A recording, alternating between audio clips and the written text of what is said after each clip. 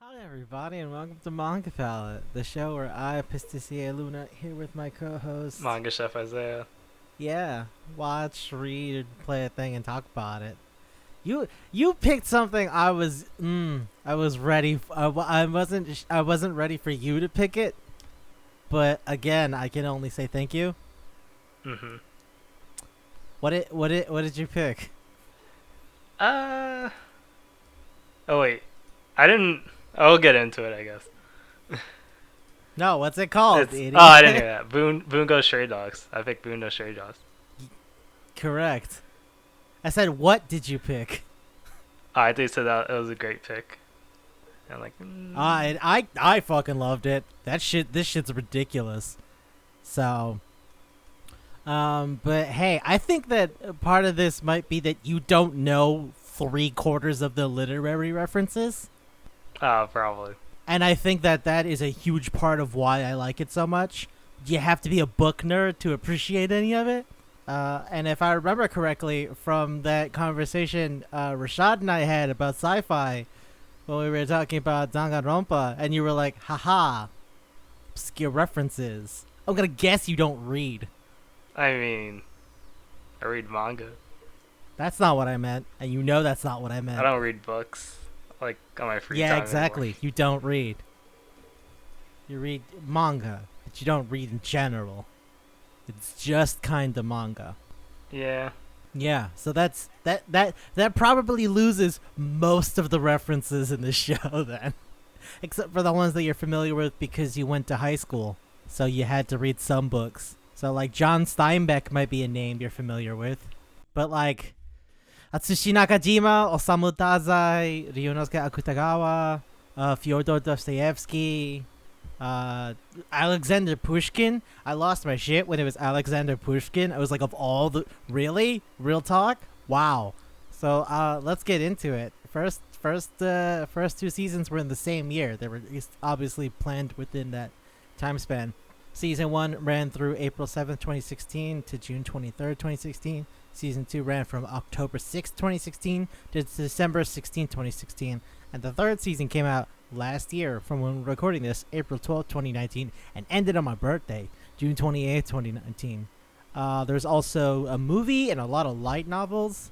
Actually, some of the light novels were covered by the anime, and some things were changed. So, yeah. There's a movie called Dead Apple, which now I have to fucking watch because I've already gotten in, and I'm so in. I didn't see it. I watched the OVA that was part of the show. Mm-hmm. Like it covers part of the stuff that leads into Fyodor Dostoevsky. And I watched the show, so I know a whole bunch about the other things. For example, there's one of the light novels is called Beast, which is about switching fucking Akutagawa and Nakajima's positions, where like Nakajima ends up being the person who was inside the Port Mafia, and that Akutagawa went straight. So like it's like a whole thing, because the show keeps repeating, man, they're really similar. Aren't they really similar? They seem super similar. Yeah, the whole time. Yeah, repeatedly. There's a lot of repeated stuff. Yeah, I didn't like. I fucking love it. It's hysterical to me because it's like, you're stupid. There's a lot of dumb parts, but I didn't. Yeah, I didn't think it was like JoJo stupid. I'm not saying it's the dumbest thing in the world, but it's all so much more dumb when you remember that they're supposed to be real people. Oh, like references. Yeah, Yeah, that's probably what I didn't get. that's what I mean by like I feel that the part of you that wasn't able to appreciate all of it has to do with you not reading and therefore not knowing any of these people. Yeah, it's probably So like the fact that Akiko Yosano is a sexually aggressive surgeon is wild. It's really wild when you know what that lady's writing is like. Oh my god. Oh man. And Rampo Edogawa. The fact that you know what? I'm gonna get into it. So that's the whole thing. So Atsushi Nakajima is voiced by Yuto Uemura, who is Jugo on Nanbaka. He was in he was in that male idol TV show that I watched that's like so fucking nothing. B Project. And recently, on the 4th season of Boku no Hero Academia, he was the Amajiki, who's the guy who like he can transform his body into things that he ate. Osamu Dazai is voiced by Mamoru Miyano. I can't believe I say like the real writer's name and then I just have to go like is voiced by. Anyway, Osamu Dazai is voiced by Mamoru Miyano. I fucking love this guy. We've talked about this guy a bunch of times. He's on Free. Dean Matsuoka. He's on Shobai Rock as Shuzo, who has a star in the middle of his name. He's probably best known for being on Oran High School Host Club as Tamaki, and he was also Okabe, the scientist on Steins Gate. Doboku Nikita is voiced by Yoshimasa Hosoya. And the first thing I always think of is Sasuke, also on Free. But he was also Rom on Shobai Rock, because we talked about that when we were talking about Shobai Rock. Mm-hmm. He was also in Nanbaka as Masashi, that guy that does the fire thing, and he's like blind, remember? He and Jugo have that huge match.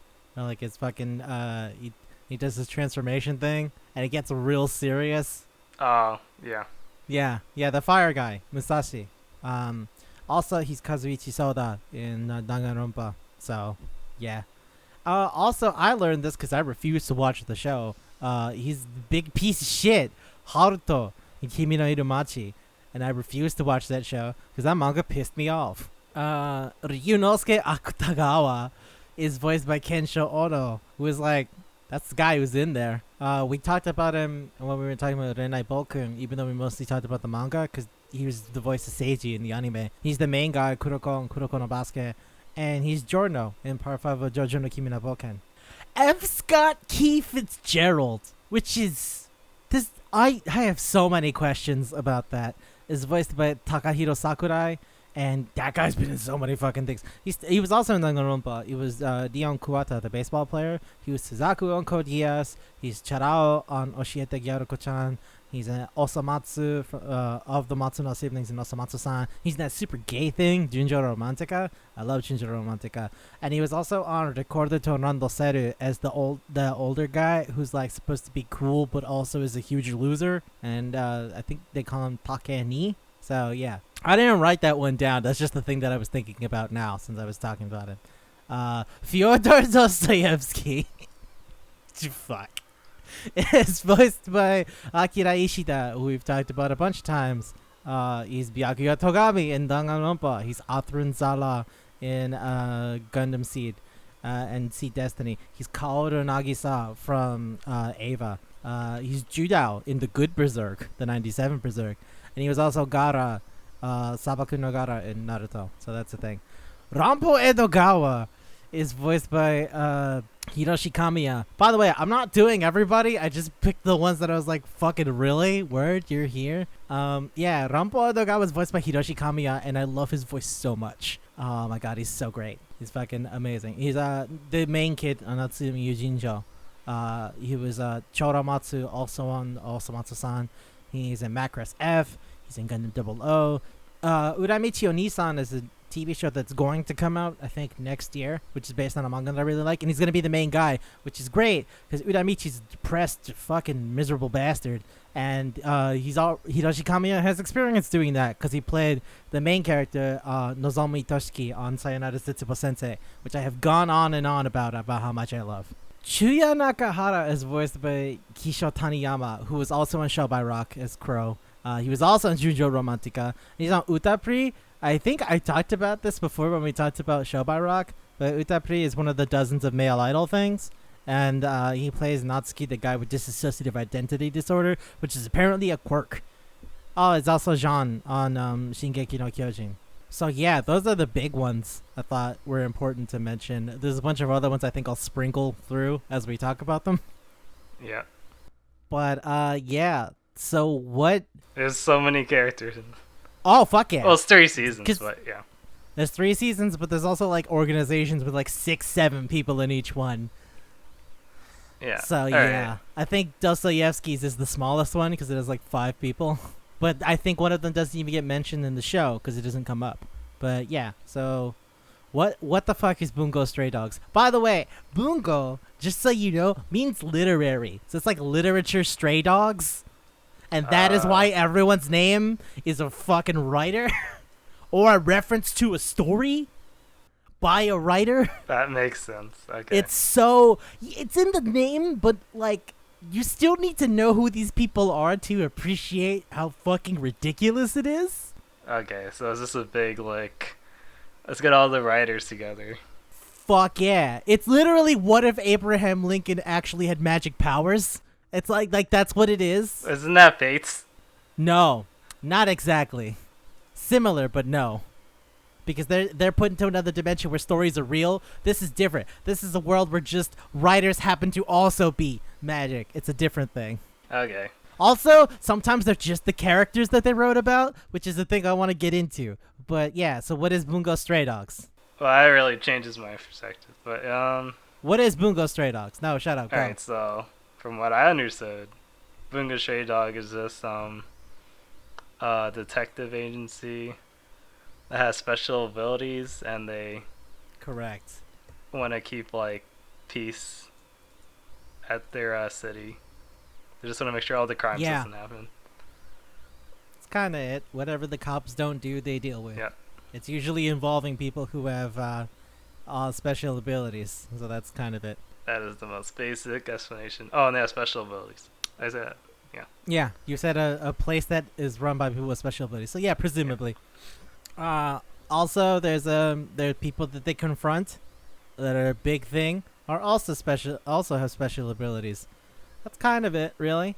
On a pure elementary level. Mm-hmm. But man, it gets when John Steinbeck fucking comes out, cuts open his neck, and then puts a seed in it and goes, "The grapes of wrath." I lost my shit. When Wait, who's John Steinbeck? What the fuck do you mean who's John Steinbeck? He wrote The Grapes of Wrath. That's not Did you read Of Mice and Men? Did you read Of Mice and Men? No, I mean in the character. No, his name is John Steinbeck. There's a character named John Steinbeck. It's John Steinbeck. That's why I'm saying I feel like you missed that entirely. Oh, yeah. Okay, like Nathaniel Hawthorne. Nathaniel Hawthorne goes He was with the zombie guy, yeah. to fucking Ryunosuke Akutagawa. He's not a zombie. He's Lovecraft. I understood that one. Oh my god. I can't. Because you talked about H.P. Lovecraft. Yeah. Oh, you got that one? Right. But he's not Lovecraft, though. He is Cthulhu. He was the piece of Lovecraft's work. Correct. Yeah. Correct. That's what I mean by he's not. And I got Mark Twain. I was like, why is Mark Twain the sniper? That's weird. Mark Twain is the sniper because the little ghost buddies that are. It was Huckleberry Finn and whatever. Exactly. And then that is basically Sex Pistols, where they just help him aim perfectly. But it has nothing to do with the story. No, they're just 2 little trickster dudes. So they basically function as trickster spirits. This is what I mean by when you really think about it, it's fucking ridiculous and I love it. Yeah, that was dumber than I thought. And all of those Japanese writers are like, oh my god, there's so many. It's ridiculous. Like, I was like, maybe you'll get the ones that are like from America because a bunch of their names like you're probably familiar with, if not very well. I got Edgar Allan Poe. God, I love Edgar Allan Poe so much. Oh my god, I love Edgar Allan Poe so much. Especially his relationship with Ranpo Edogawa when you compare it to the real thing. But go ahead. Yeah, Edgar Allan Poe. Who else? Who else did you recognize? The name Fitzgerald sounds familiar, but I can't think about what he did. F. Scott Fitzgerald? You couldn't remember that? I can't remember what he Okay. did. The Great Gatsby. Oh yeah. That's why yeah. his entire gimmick. That's why his entire I want gimmick money. is Okay. I'm That just makes Jay sense. Gatsby. No, he is Jay Gatsby. Like explicitly. His power is money. His ability is money. His ability is the Great Fitzgerald. It couldn't be more in your face. No, that's about it. That's it? Yeah. Really? You didn't recognize John Steinbeck? Did you ever have to read Of Mice and Men? Well, no, I meant the one that besides the one you mentioned, the one I mentioned. Okay, already. so Of Mice and Men, H.P. Lovecraft, Mark Twain, and F. Scott Fitzgerald, and Edgar Allan Poe. That's it? Okay.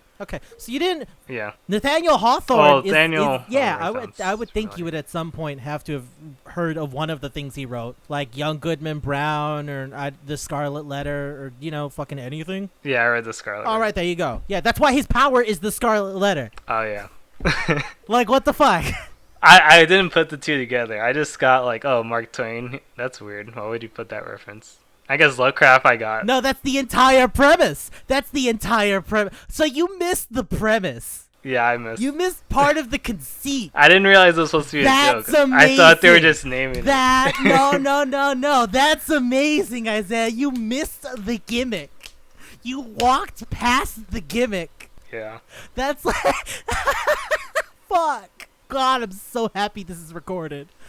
Oh, this is beautiful. You missed the gimmick. Holy shit. Oh my god, that's amazing. That's like getting into JoJo and not realizing that they're all music references. That's amazing.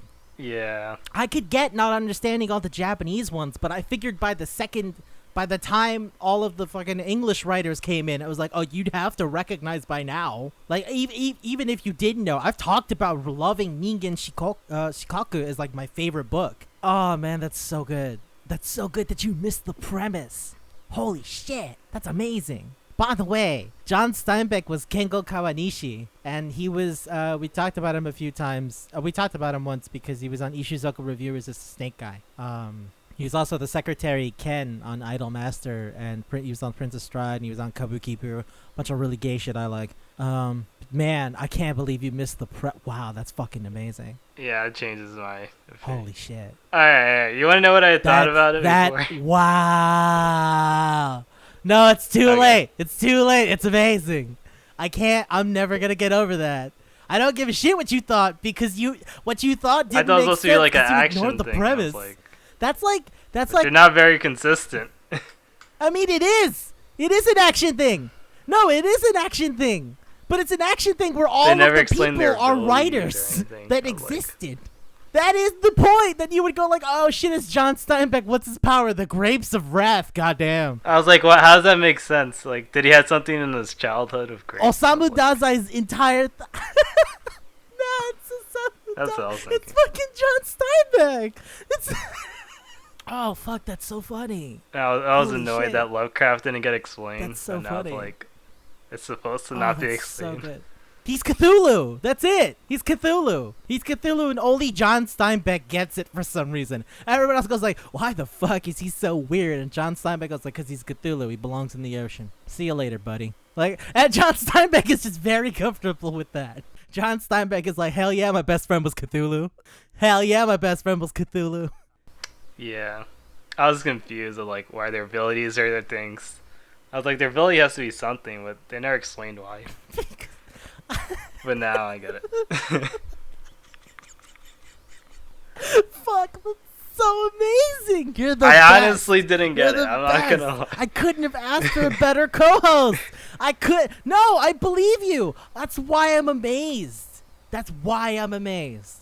Because, like, I could get it for the Japanese writers. You don't really know them. There was no reason you would fucking recognize that. But it started with the Japanese writers. I was like, okay, I guess I'm not supposed to get. I didn't get out the back. That's so I just assumed that. Okay. Yeah, but the second all of the English ones come in, I'm like, all right, you gotta know one of these. And you gotta realize that their powers are named after their books. Or shit in their books. No, I didn't get it the whole time. I thought it would be explained more. Like, why is a tiger like have to do something with the moonlight? Isn't it supposed to be a werewolf? But it started with that. Like, why would? Then I was like, okay, they're eventually gonna explain it, right? And all 3 seasons, no. Okay, that one I fully understand, because why the fuck would you know Atsushi Nakajima? I understand that. Okay. But why didn't it connect when you got to John Steinbeck and Mark Twain and you were like, wait, all their powers are named after shit that they wrote? Like, why did that not click? Did you just stop thinking about it? Or like what? Because, yeah, I just stopped thinking about it. I was like, okay, there can't be a gimmick with their abilities. Okay, alright. Okay, alright. That makes a little more sense that you just gave up. But it's still amazing that, like, you were able to recognize H.P. Lovecraft, the Cthulhu thing, John Steinbeck, and you're like... The only thing I really recognized was Lovecraft. And I was like, okay, that's annoying. Oh, really? But even Edgar Allan Poe, that didn't, like... I was like, oh, he's writing a story. Haha. Edgar Allan Poe. Oh. It was But, very but the complicated. name of his... okay. But I was alright. like, that's about it. Okay. Do you want to know why I fucking love that? Let's now that we're in. Okay. So here's the thing. A lot of Japanese writers are known by their writing name, not their actual name. Mm-hmm. So like Osamu Dazai is not his actual name. Like he decided that was his name one day. Like when he decided, like he wrote like a pen name and he was like, yeah, I'm Osamu Dazai now. That's not his fucking name. His name is Shuji Tsushima. Like that's his actual fucking name. Rampo Edogawa is exactly the same thing. Alright, who's Ranko? Okay. So Rampo Edogawa, The detective, yeah. his name is Taro Hidai, but he took his name, the Rampo part of his name, Mm-hmm. he took that from the pronunciation of Edgar Allan Poe in Japanese. Edgar Allan Poe, Rampo, that last bit. So they're both... What? Oh, he took his pen name the from thing Edgar is, Allan Poe. Edo... Oh, I got it.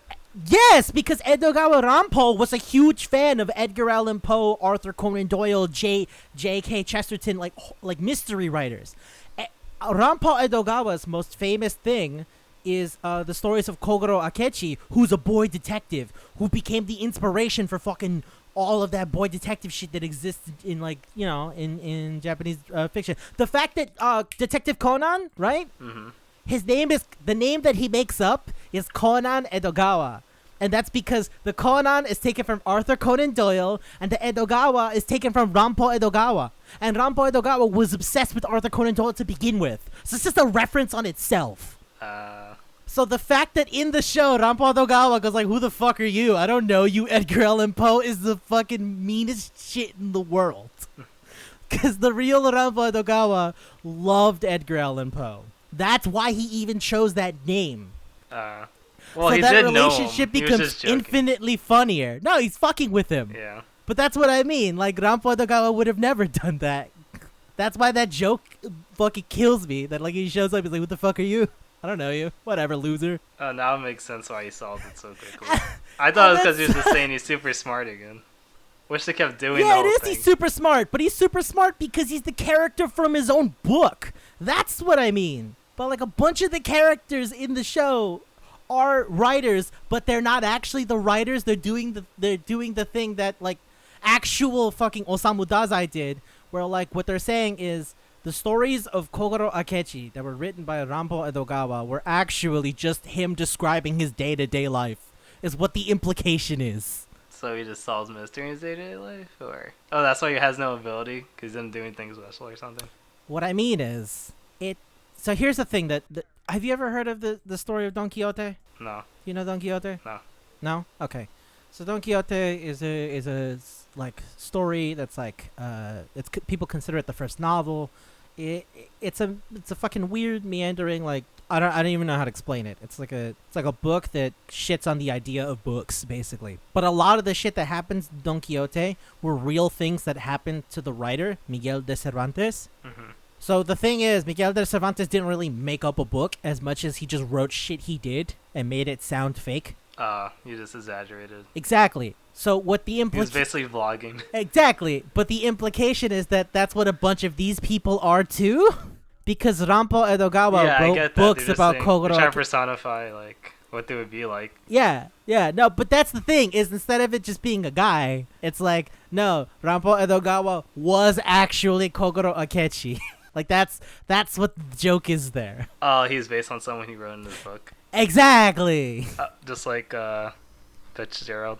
is Great Gatsby. Yeah, exactly. Just like Fitzgerald, where Fitzgerald is just Jay Gatsby. But he's not the only one. A bunch of them do that. That fucking killed me. Like Margaret Mitchell is just supposed to be Scarlett O'Hara because Margaret Mitchell wrote Gone with the Wind. Akiko Yosano is like sexually aggressive because Akiko Yosano was well known for writing stuff that like valued female sexuality and was very honest about it. It was like, yeah, sometimes I want to fuck. People are like, and like that, because that's so that's what that is. Osamu Dazai is a fucking whiny shitbird because Osamu Dazai the person was like that, but also his most well-known book, Ningen Shikaku, is like Miguel de Cervantes' book, where he just kind of like does shit. He writes real shit that happened, but also just kind of makes some stuff up, exaggerating it. And power is Ningen Shikaku because it's based on that feeling. That, by the way, that name, what that means is like disqualified from being human. Holy shit. Okay. Because it's a fucking crazy, whiny, sad boy. The actual Osamu Dazai drowned himself. He had issues like depression problems, and Osamu Dazai in this show shows up trying to drown himself in a river. Yeah. Okay, that makes sense now. On top of that, in like the second episode or something, I don't even remember. It's like really early on. But like Osamu Dazai tells the girl at the coffee shop, hey, I want to commit suicide with you. Like a death by your side would be the most beautiful thing. That's another thing he tried to do. He went with a girl to a river. She drowned. He did it. He got saved by fishing boats, and then he almost got put into jail for being an accomplice to her death. Almost got put into jail. Shouldn't you go to jail? Yeah. No, his family's rich. They just okay. paid for shit, and he ran away. Right. It was like the fucking 30s. It was a lot easier to just disappear. Okay. You know how many people just fucking disappeared? Like, yeah. It was a lot easier to just book it and never be seen again. Yeah, his family was rich. So...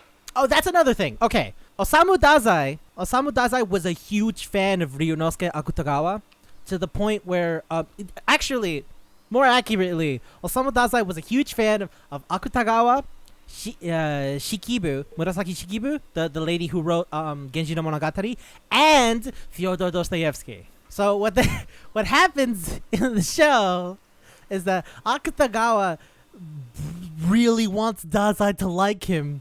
Mm-hmm. And Fyodor Dostoevsky is the greatest villain of all time, who's smarter than everybody. And Osamu Dazai beats him only to, from what I've looked up, lose again anyway. And then Fyodor Dostoevsky just bails. He didn't just bail. No, like not in the show. In the show he gets caught, but like it after this, like it's a whole thing. The manga's still going. Like Dostoevsky actually escapes or something. I don't know. I didn't fucking read it. I looked up some stuff because I was like, okay, who did this voice? Who did that? And then it comes up because the anime only covers until like I don't know, chapter 50 something. The manga's still going. Oh, I'm surprised they're still. So yeah. I guess they could just introduce more writers. Yeah. It's not that hard. You could just fucking pick anybody. All right. Real talk. When I was watching the show, I was like waiting for more people because I was like, okay, if this guy's this, then doesn't that mean this other person can show up? If this guy's this, doesn't that mean this person can show up? Because why the fuck not? Why not? You could just pick. You could take anybody. Who fucking cares? The fact that the fucking in the third season, right? It opens with God damn it. It opens with Nakahara and Dazai like going through a whole mission, right? Mm-hmm. And there's that guy that fucking pulled out the Arahabagi, which if you don't know what that is, and that's a ridiculous fucking thing to just pull out of nowhere. It's a whole religion thing. Fucking I don't even know where to go with that. But forget it. So anyway, and then he goes like, "Oh, my name isn't Rambo." That's what they called me because they couldn't read the name in my hat. Right? Mm-hmm. Right? He says that, and then inside the hat is Rambo, which means that guy was Arthur Rambo, which is why when Chuya Nakahara gets to take the thing, right? And Ogai Mori gives him the hat. He goes like, "Oh, we always take a personal thing that belongs to whoever.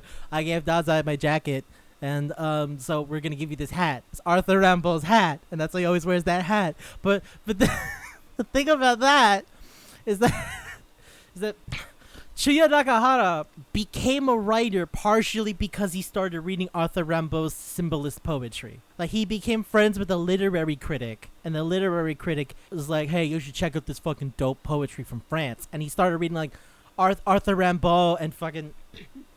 fuck. Can you hear how overly excited I am at this fucking idea? Yeah. Yeah. So he started translating Arthur Rimbaud and Paul Verlaine. So that's why Rimbaud is the person who gives him the hat, and that's how he becomes the member of the Port Mafia, because Chuya Nakahara started getting interested in writing while translating Arthur Rimbaud's work. That's like 5 layers of stupid. Oh my god. Yeah, that's stupid. Like, I'm losing my fucking mind almost every 5 minutes when, like, somebody walks out and goes like, oh, hey, it's you. And then it's like, who the fuck is that? And the big old text goes like, Motojiro Kaiji. I'm like, what? Wait, is that why he does bombs? Because of lemon, the story? Oh, that's why the bombs are lemons. And like... because Motojiro Kaiji was... So everything is like a layered reference. Exactly! It's like layered and layered and layered. What about Q or Umeno? Oh, that's even fucking... Oh my god, I love that man's writing. Seriously? Real talk? If we could just talk about... The thing is, you don't read. Yeah, I think we'll just sit here just talking about all the books. Real talk, I would just sit here yelling about, like, Kisaku. Like, I love... Oh, you know what else? You know how Kisaku runs into H.P. Lovecraft? Mm-hmm. Right?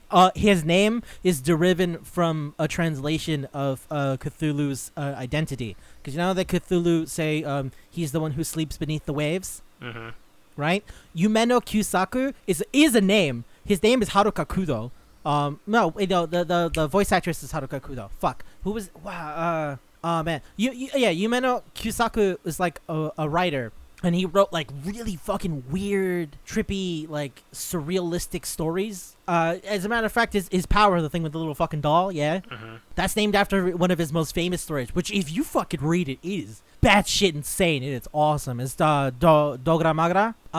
His name was Taido Sugiyama. Or Sugiyama. Fuck, I forget. It might be the other way around. I can't remember which one was his first name right now. I'm pretty sure Sugiyama was his last name, so Taido Sugiyama would have been his name.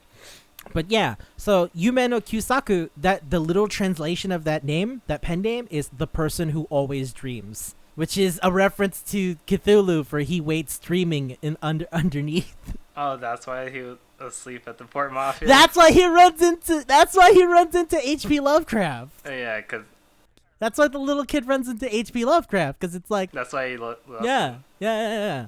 Also, Dogra Magra is a wild fucking story. I don't know if you could find an English version of it, but it is insane.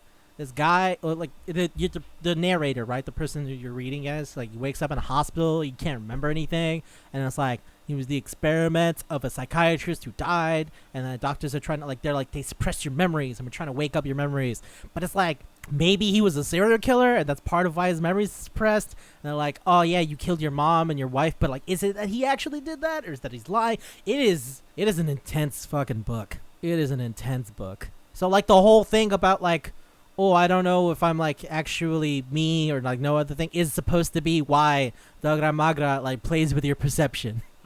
And, like... And what about the hurting? I guess because... Again, it's like a fucking sad boy, weird, confusing, miserable thing. It's part of the, like, I've killed people, and, like, I don't really know if I'm actually me, or, you know, it's a whole thing. Yeah. Yeah, I really can't say anything because I don't get these references. Dude, like, yeah, no, all this shit's wild. All of it. The fact that Louisa May Alcott is nothing like Louisa May Alcott, but instead like her sister in the book Little Women, fucking turned, like... Because Little Women is a story that Louisa May Alcott wrote semi-biographically. It's another one of those books like Ningen Shikaku and fucking and Don Quixote that are like semi-autobiographical. Actually, Vita Sexualis, written by Oga Mori, who's not his real name, again, another person who's fucking known by his pen name, is another thing where people are like, I'm pretty sure he just kind of sensationalized the shit that he actually did, and like that's kind of it. So yeah. Like Little Women might have been like about her childhood growing up, and like she was Joe, but the character Louisa May Alcott in the anime is based on Beth, which is like one of her sisters. So it's like, oh, that's a whole thing. The fact that Margaret Mitchell is just Scarlett O'Hara fucking drives me nuts. That's wild. She doesn't even get to do anything either because she gets voiced by Kaori Nazuka. And Kaori Nazuka's been in so much shit. She's like Erika from Erika 7. She's Tenri Ayukama for Kaminomi. Yui Kotegawa. Lynette on Strike Witches. Right now, she's in Boku no Hero Academia as Hagakure and Mount Lady. You'll remember this. Do you remember Non Biori? Yeah. Do you remember Renge's older sister, the teacher? Kazuho? Yeah. That's also Kaori Nazuka. Yeah. At least the little girl that's summoned by fucking... Vital sexual. That's summoned by Ogamori, right? Mm-hmm. Yeah, Vita Sexualis. That's the name of his book. It's fucking... The little girl, Elise, is voiced by Sora Amamiya, who was Mia on fucking on Momosu. And she's Aqua on Konosuba. And she was Shiho on Idolmaster. She's getting work. But, like... Okay, so, like... There's a whole thing about that I like lost. I was like, wait, okay. So the little girl is his power, right? Because at first it was like... Because at first it's like, oh, maybe the little girl has her own power, right? Because when she's floating with him outside of the car, it's like, oh, okay, maybe the little girl has her own power. Okay, whatever. But then, like, when he's fighting the I was thinking for a second, I was like, what the fuck is his name again? And then I immediately started laughing because I fucking... Oh, they were studying under Natsume Soseki. I don't even know what to say about that. Like, what? Look... It's Yukichi Fukuzawa. He's fighting Yukichi Fukuzawa. Holy fucking shit. The father of modern Japan. The Silver Fox. He's fighting Yukichi Fukuzawa. Yeah. He's one of the people who was considered, you know, a person of significant importance in Japan becoming modernized. Oh, that's why you kept wanting to say, like, oh, don't destroy. Oh my god. He gives a whole bunch of speeches, but the fact that he by Natsume Soseki is weird because Natsume Soseki is considered like one of the most important figures. The only other person is considered... Oh, the cat? The stray cat? Yeah, you don't get that. Why would you get that? That doesn't... I get that. I get that you... Yeah, I was like, why is that girl's cat... I get that you wouldn't understand that because that makes sense. That's super Japanese. There's no reason you would get that. So, like, okay, Natsume Soseki is considered, like, maybe one of the most premier writers. I would say most people would argue the most premier writer of Japanese literature, just in the history of Japanese literature. He's like the most important thing, and he like blew the fuck up when he wrote his book Wagahai wa Neko de Aru, which is his power. It's why he turns into a cat. The title is literally I am a cat. But it was like a satirical story because a lot of people were writing stories about like what it means to be rich and like the weird shit that happens in the courts. But like Wagahai wa Neko de Aru is like a book about like the perspective of a cat, but the cat talks like he's a rich lord even though he lives in like a shitty neighborhood. And it's just like a story about day-to-day life and like fucking rough regular ass lives, but like from the perspective of the cat. So was this anime based on that book? No, none of this is. All of this is just jammed together.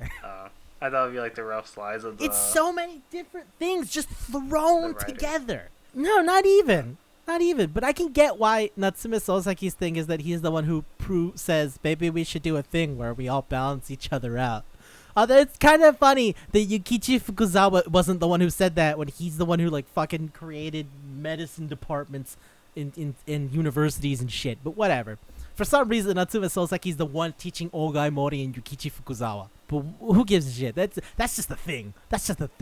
Man, fuck. Alright. Yeah. So Ogai Mori is fighting Yukichi Fukuzawa, right? And that's the moment where you realize that the little girl is his power? And his power is Vita Sexualis, which is the book that he wrote that got banned real hard in a month. Because people were like, this book is dirty. You're a dirty person. And it's like, I'm writing what's real. Fuck y'all. Like, oh man, his other book, Gan, is like got turned into movies later on. It's like a whole thing. His like life story, like his art reflects his life story, and it changes so much as he gets older. But like, yeah, and I would even say that the thing a lot of people know about Ogai Mori, besides the books that he wrote, is his daughter, because his daughter is like sort of created yaoi. Was she do the first guy love or something? Yes, it was a big thing. Oh wait, how old is this? 1930s? It's like 18 something, like Okay, 1860. Like this is fucking out. 18 like 90. Like it's back. Yeah, there's no way. There's no way I was gonna know that. But like, if you were obligated to read like Japanese literature, these are all the names you know. In the way that in English literature, you know F. Scott Fitzgerald, you know John Steinbeck, you know, like, you don't have to have been born around the time to know who they are. Oh, if I went to like college, if I went to like high school, or sorry. Exactly. If you went to Japanese high school, you would have had to read like Natsume Soseki. You would have had to read. As a matter of fact, you don't even need to read to know Natsume Soseki. You just need to fucking be around in public. Like one of the oldest fucking stories of what it means to be Japanese as opposed to being to be like Western is a quote by Natsume Soseki about Tsuki ga Kirei. Because like Soseki was an English Wait, didn't teacher. they say that in the anime? Fuck yeah! I've talked about it as the title of a show and the title of a movie. It's referenced in dozens of things. It's a quote it's a story, really. Like, it's not even a quote that anyone can say for sure, but it's a thing that people have said about him. That it's like, people have, it was basically, he was teaching English to kids, and then one kid was like writing "I love you" and translating it in Japanese, like very straightforward, like ashiteru, right? And Soseki was like, that's not a very Japanese way to write it, which is to say it's too direct. It's not subtle enough. There's no poetry in it. And he was like, okay, well then what the fuck do I do? And then he writes on a board, Tsuki ga Kirei, which is to say, the moon is beautiful. So like, the kids are like, huh? And he goes like, think about it. Think about being alone with someone, watching at the moon, right? You're having a moonlit walk. You're already in a romantic moment. And Tsuki, as in the moon, is a homophone for tsuki, which is to say I like. So it's like a whole layered thing in one sentence. Yeah, I've seen that. And not even a sentence. It's like fucking 3 Yeah. words. Yeah, exactly. That reference is very well known, and that's a Natsume Soseki reference. So like, that's what I mean. But like, you don't even need to fucking read to know that name. Yeah. But again, it's so Japanese. I'm not shocked you didn't fucking recognize all of the Japanese ones, especially Akutagawa. Like, why the fuck would anyone know Ryunosuke Akutagawa unless they've like fucking heard of them? Even the movie Rashomon isn't accurate to the story that he wrote, because his power is accurate to the story that he wrote. Like it, and even then, it's like it's just tangentially related in the way that Diver Down is an album by fucking Van Halen, which is mostly covers, and then like fucking God, I can't even remember his fucking name right now. The guy who has that power in part 6, who's in love with Jolene, is his ability is to go inside of people's bodies. Just because the title is Diver Down. What was it called? Something like what? Something with water. I can't remember. What? I would have to look it up. Well, I don't even know how to find his name. Who are you thinking of? Is it Weather? No, it's not Weather Report. Weather Report, the guy with the cloud powers? I'm thinking of the guy who went inside of him. No, Yeah, that's what I'm talking about. It was Cloud I can't remember Powers. his name right now. No, the guy who goes inside Was it Weather Report? is the guy I'm talking about. No, his power's name is Diver Down. I don't fucking remember what his name is. Anansui? Was it Anansui? Yeah, it was. Oh, it it's was Weather. Anansui. It was Anansi, Natsuruso. Anansui. Anansi, yeah. Yeah. Narciso Anansui. Anansui. Anansui. He's a fucking... Isn't he named after like fucking Narisa Rodriguez? Yeah, that's what I'm talking about. His power's name is Diver Down, right? Mm-hmm. And Diver Down is an album by Van Halen, and the word diver is in it. Mm-hmm. So he's like, oh, I go inside of people's bodies. Like, that's as connected as the Bungo Stray Dog shit is to like the actual story. Like Rashomon in the story is like a homeless guy who's like fucking miserable, and he's like starving, and he's talking to an old lady about like, yeah, I gotta have morals. Like I can't just rob people or do whatever. And then he's like, hey, you see that girl over there? It's like, yeah. And I was like, okay, so she's taking the hair from corpses. And I was like, yeah, I can't do that. That's disrespecting the dead. He's like, but she's using that hair to make wigs so she can make money, so she can eat. All right, the dead body's not gonna do shit. You can't get hung up on shit like that because you have to survive. And he goes like, all right, old bitch. And then he steals her clothes. He goes, I'm cold. Guess you can't blame me, right? See ya. And he just fucking dips. And that's the story of Rashomon. So that's why his jacket becomes a monster? Like, do you see how very thinly connected they are? Yeah, like you said from the beginning, you have to be a literature nerd. Yeah, but like I'm just saying, in terms of them being connected, they're barely connected. So you really gotta know what the fuck is going on for that to even begin to make sense. And then a bunch of the different things like Murakumo, Agito, Kumu no Ito are just references to stories that he's written, because Rashomon is in a collection of stories. But like, it's wild to me that like Osamu Dazai is the person Akutagawa is like, please like me, I need you to like me. When in real life it would have been the other way around. Especially because Dazai was a fucking sad boy who spent all his time like getting drunk and high on pills and trying to sleep with women and running away from crimes. That's the story of Osamu Dazai. God, I love that man's writing. It is the definition of sad boy. I love it. I love it so much. I get the feeling that the guy who made this show also loves Osamu Dazai, because every other page is like, man, isn't Dazai-san so cool? Isn't Dazai-san so smart? Isn't Dazai like he predicted what was gonna happen. Yeah, he's so smart, he's so cool. Like everybody wishes they were like Dazai. And it's like even the bad guy is afraid of the darkness inside of Dazai's eyes, because he is the only other person who can see through to the deepest part of him. Like that shit is like, it tells me, man, you really like Osamu Dazai. There's no way you'd be giving Osamu Dazai all of these cool props and shit if you didn't like Osamu Dazai. And I'm like, that's fair. Ningen Shikaku is my favorite book of all time. I get what you're talking about. I get it, dude. I get it. But oh fuck, it's just so funny. It's just so funny. All of it's so wild. Oh my god. Also, Akutagawa would fucking bow at Natsume Soseki's feet. So like, the fact that he has no idea that Natsume Soseki even exists is really great. Because I wonder how he would feel getting to meet Natsume Soseki. Maybe it's in the manga. Also, Atsushi Nakajima like died at a wicked young age, so I'm not. And okay, so you want to know what the gimmick is about Gekkajo? Gekkajo, what's that? Yeah, that's his power where he turns into a tiger. Oh yeah. Okay, so he wrote this book of short stories under another name. Sangetsuki is like the third floating over the moon or some shit. I don't even really remember right now. Sangets something. I don't remember the last one. But like, yeah, and in that short story is this thing about a poet who like is kind of miserable during the day, and at night he turns into a tiger and gets to experience nature from the tiger's perspective. But he has all of his thoughts as a man. Oh my god. that is what the tiger thing is. So it's like, I know the story very loosely. It's not I know the story very loosely. That's a cool idea. I'm going to turn it into this, though. And that's why I was using JoJo as a comparison. Because Diver Down has fucking nothing to do with going inside of people. Lyrically, conceptually, anything. The album Diver Down was actually just made on the spot of mostly covers. Because one of their single cover of fucking Pretty Woman got so popular that their producer and the label was like, make an album with more covers. And so they made Diver Down.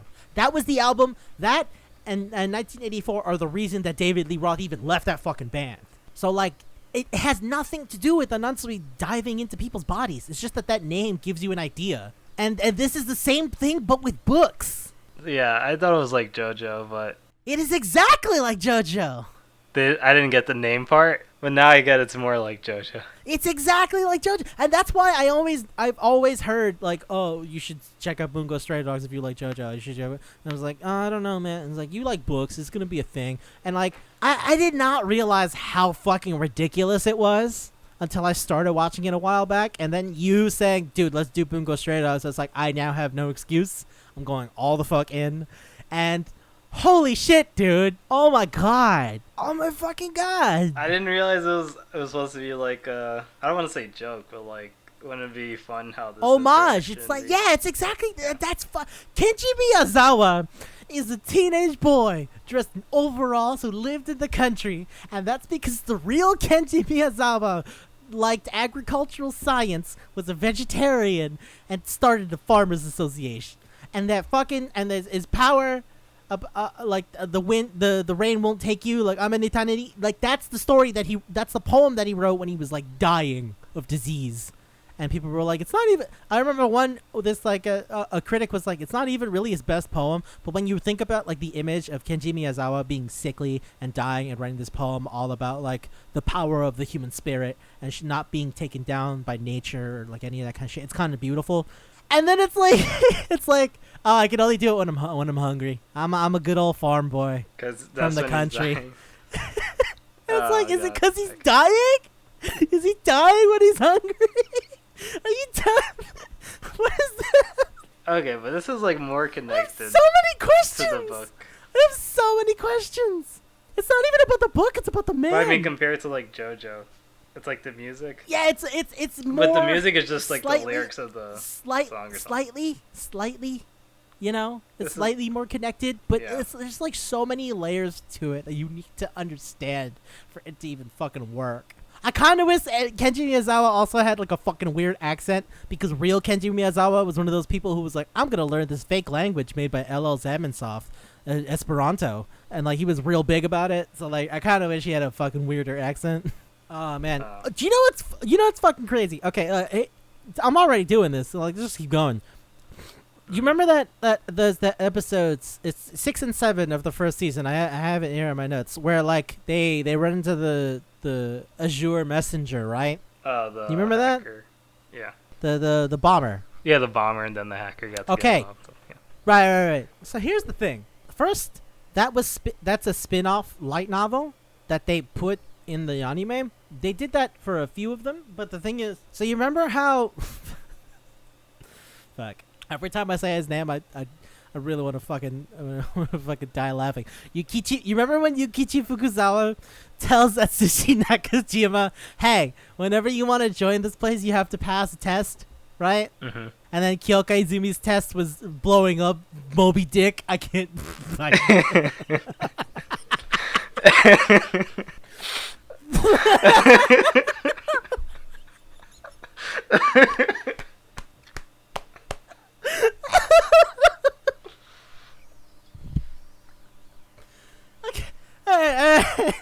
You remember that? You remember that? Yeah. Okay. That was the end of season 2. I So, couldn't agree with that. That was the dumbest thing. Shut up. It's great. Herman Melville makes ghost whales. Shut up.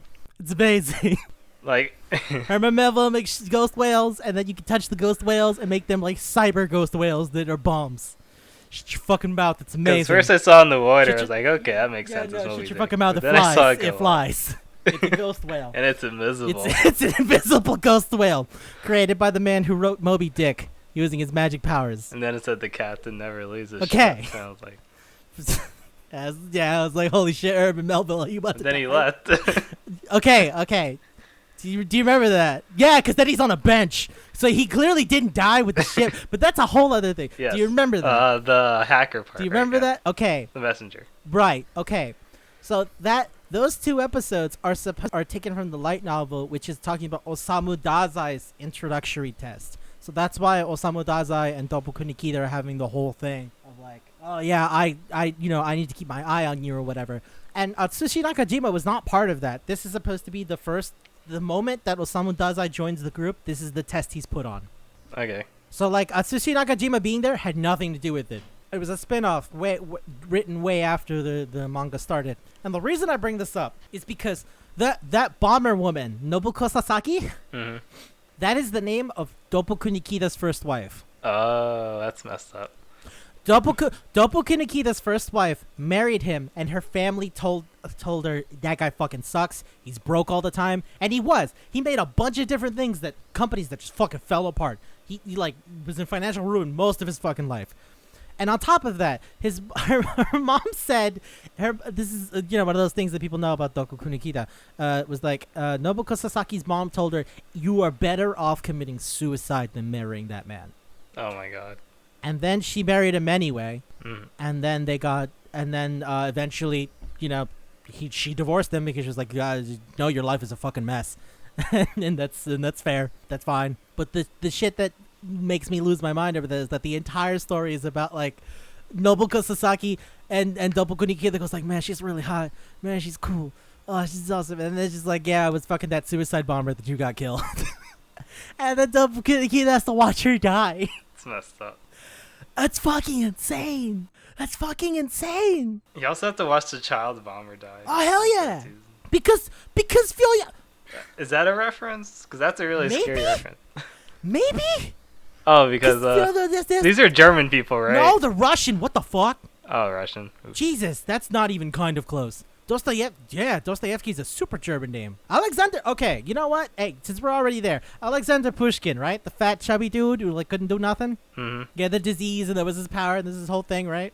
Mm-hmm. Alexander Pushkin is the father of modern Russian literature. The biggest literary award you can win in Russia is the Pushkin Award. In America, that's the Pulitzer Prize. It's like every writer, their dream is to win that prize. Jeez. And he was just the guy that made them sick. And Alexander Pushkin doesn't do shit.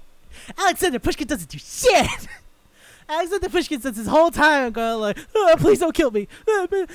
And then when he gets to run away like a coward, Alexander Pushkin gets to go like, yeah, rich people eat a dick. And that's because Alexander Pushkin, he wrote a poem called On Freedom that is like what many people, like it was printed and it was spread around and it was like an anti-czarist thing, which is why he got fucking sent into exile and almost executed. And when the revolution happened and they were taking the czarists down, the Decemberist revolution, all of those guys had fucking copies of Alexander Pushkin's poem on them because they're like, fuck yeah, fighting for freedom.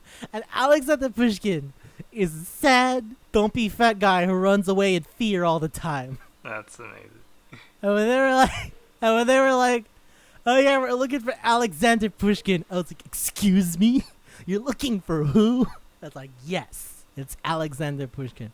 And I say like the highest literary prize in Russia, Ryunosuke Akutogawa, his name is the one for the one of Japan. The Naoki Prize and the Akutogawa Prize are the two most important literary prizes in Japan. It is amazing. I don't even know what the one for America is. It's the Pulitzer. It's the Pulitzer.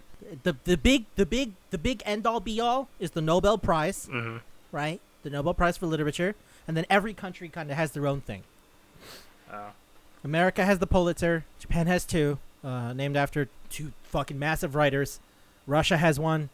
Like every country has their own thing. And dude, Alexander Pushkin is a whiny, chubby, fat coward. That attacks people from afar. He says death to rich people. No, he doesn't even do anything. And shoot you in the back. Shoot you in the back. Shoot you in the back and run away. I guess that's what. No, he only does that. He only does that because Dostoevsky is the one who like makes him think it's a good idea. Because Dostoevsky is the greatest villain of all time, apparently. What does he do? Mm-hmm. Fyodor Dostoevsky? No, I know who he. He's I the know one he who's did in the the one fucking. He's the one who came up with all the plans. Yeah. Oh, do you mean who is actual Fyodor Dostoevsky? Crime and Punishment. That's like a fucking world-renowned book. I don't read. Not gonna lie. Yeah. No, but like, again, you don't have to read to like have heard of that book in school. Yeah. Like, Crime and Punishment is one of those books that people are like, it's fucking renowned the world over. It's been retranslated and reprinted in fucking dozens of countries and dozens of places. By the way, I read that book. Mm-hmm. Fuck that protagonist. Raskolnikov is a loser. Raskolnikov is an incel, whiny fucking loser. I read that book in school, and like this one kid was like, maybe the punishment is Raskolnikov being stuck with his own blame. And I'm like, Raskolnikov killed an old lady. Raskolnikov killed an old lady. Like, nah. That's the thing. Dostoevsky's power, no one knows what it is, but it's called Crime and Punishment. And his entire thing is like, oh, I make people think that they want to do the things because I'm so smart, right? Yeah. And like Crime and Punishment is all about like mental anguish and moral dilemmas. Like Raskolnikov fucking commits a murder. He's trying to get away with it. But he thinks he's the hero because like nobody fucking liked that lady anyway. She was like making all the money off of other people, and his stupid dickhead friends are basically like the angel and the devil on his shoulder. One of them is like a lawyer, and the other one's a fucking drunk guy who's like miserable, and like it's all some real wild shit. It's all real fucking depressing wild shit from Russia. Like it's a crazy book, and like the fact that his power is Crime and Punishment and his entire thing is like people need to be pure, people need to be cool, right? And that's kind of the gimmick of Crime and Punishment is like, oh god, for real? Is that what you are? Is that your thing, Dostoevsky? And you're wearing an ushanka? You just always walking around wearing an ushanka? Word? That's like, yeah. I remember when I'm Russian as fuck. When Daizai took the hat. He's like, how's it look on you? How's it look on me? He's like, it looks horrible. Yeah. Get that back. I'm Russian as funk. Look at me, I'm wearing a ushanka. I love classical music. I'm classy. Oh yeah, they talk to each other in classical music. They talk to each other using quotes from classical music. Also, fucking Ivan Goncharov is the guy that he's hanging out with, and Isaac Goncharov at least got his power named after the thing he was proud of. So that's cool. That's cool. Ivan Goncharov wrote like a story in 3 different books. Also, Natsume Soseki did that, which I'm pretty sure is what fucking shit. Oh god, I can't believe Sakunosuke Oda's just sitting there. But anyway, it's like I'm pretty sure it's the same thing that Sakunosuke Oda was reading. So Ivan Goncharov wrote a love story in 3 parts, and the fucking the his power, right? The rocks. You remember the thing about the earth? Yeah, it's called The Precipice.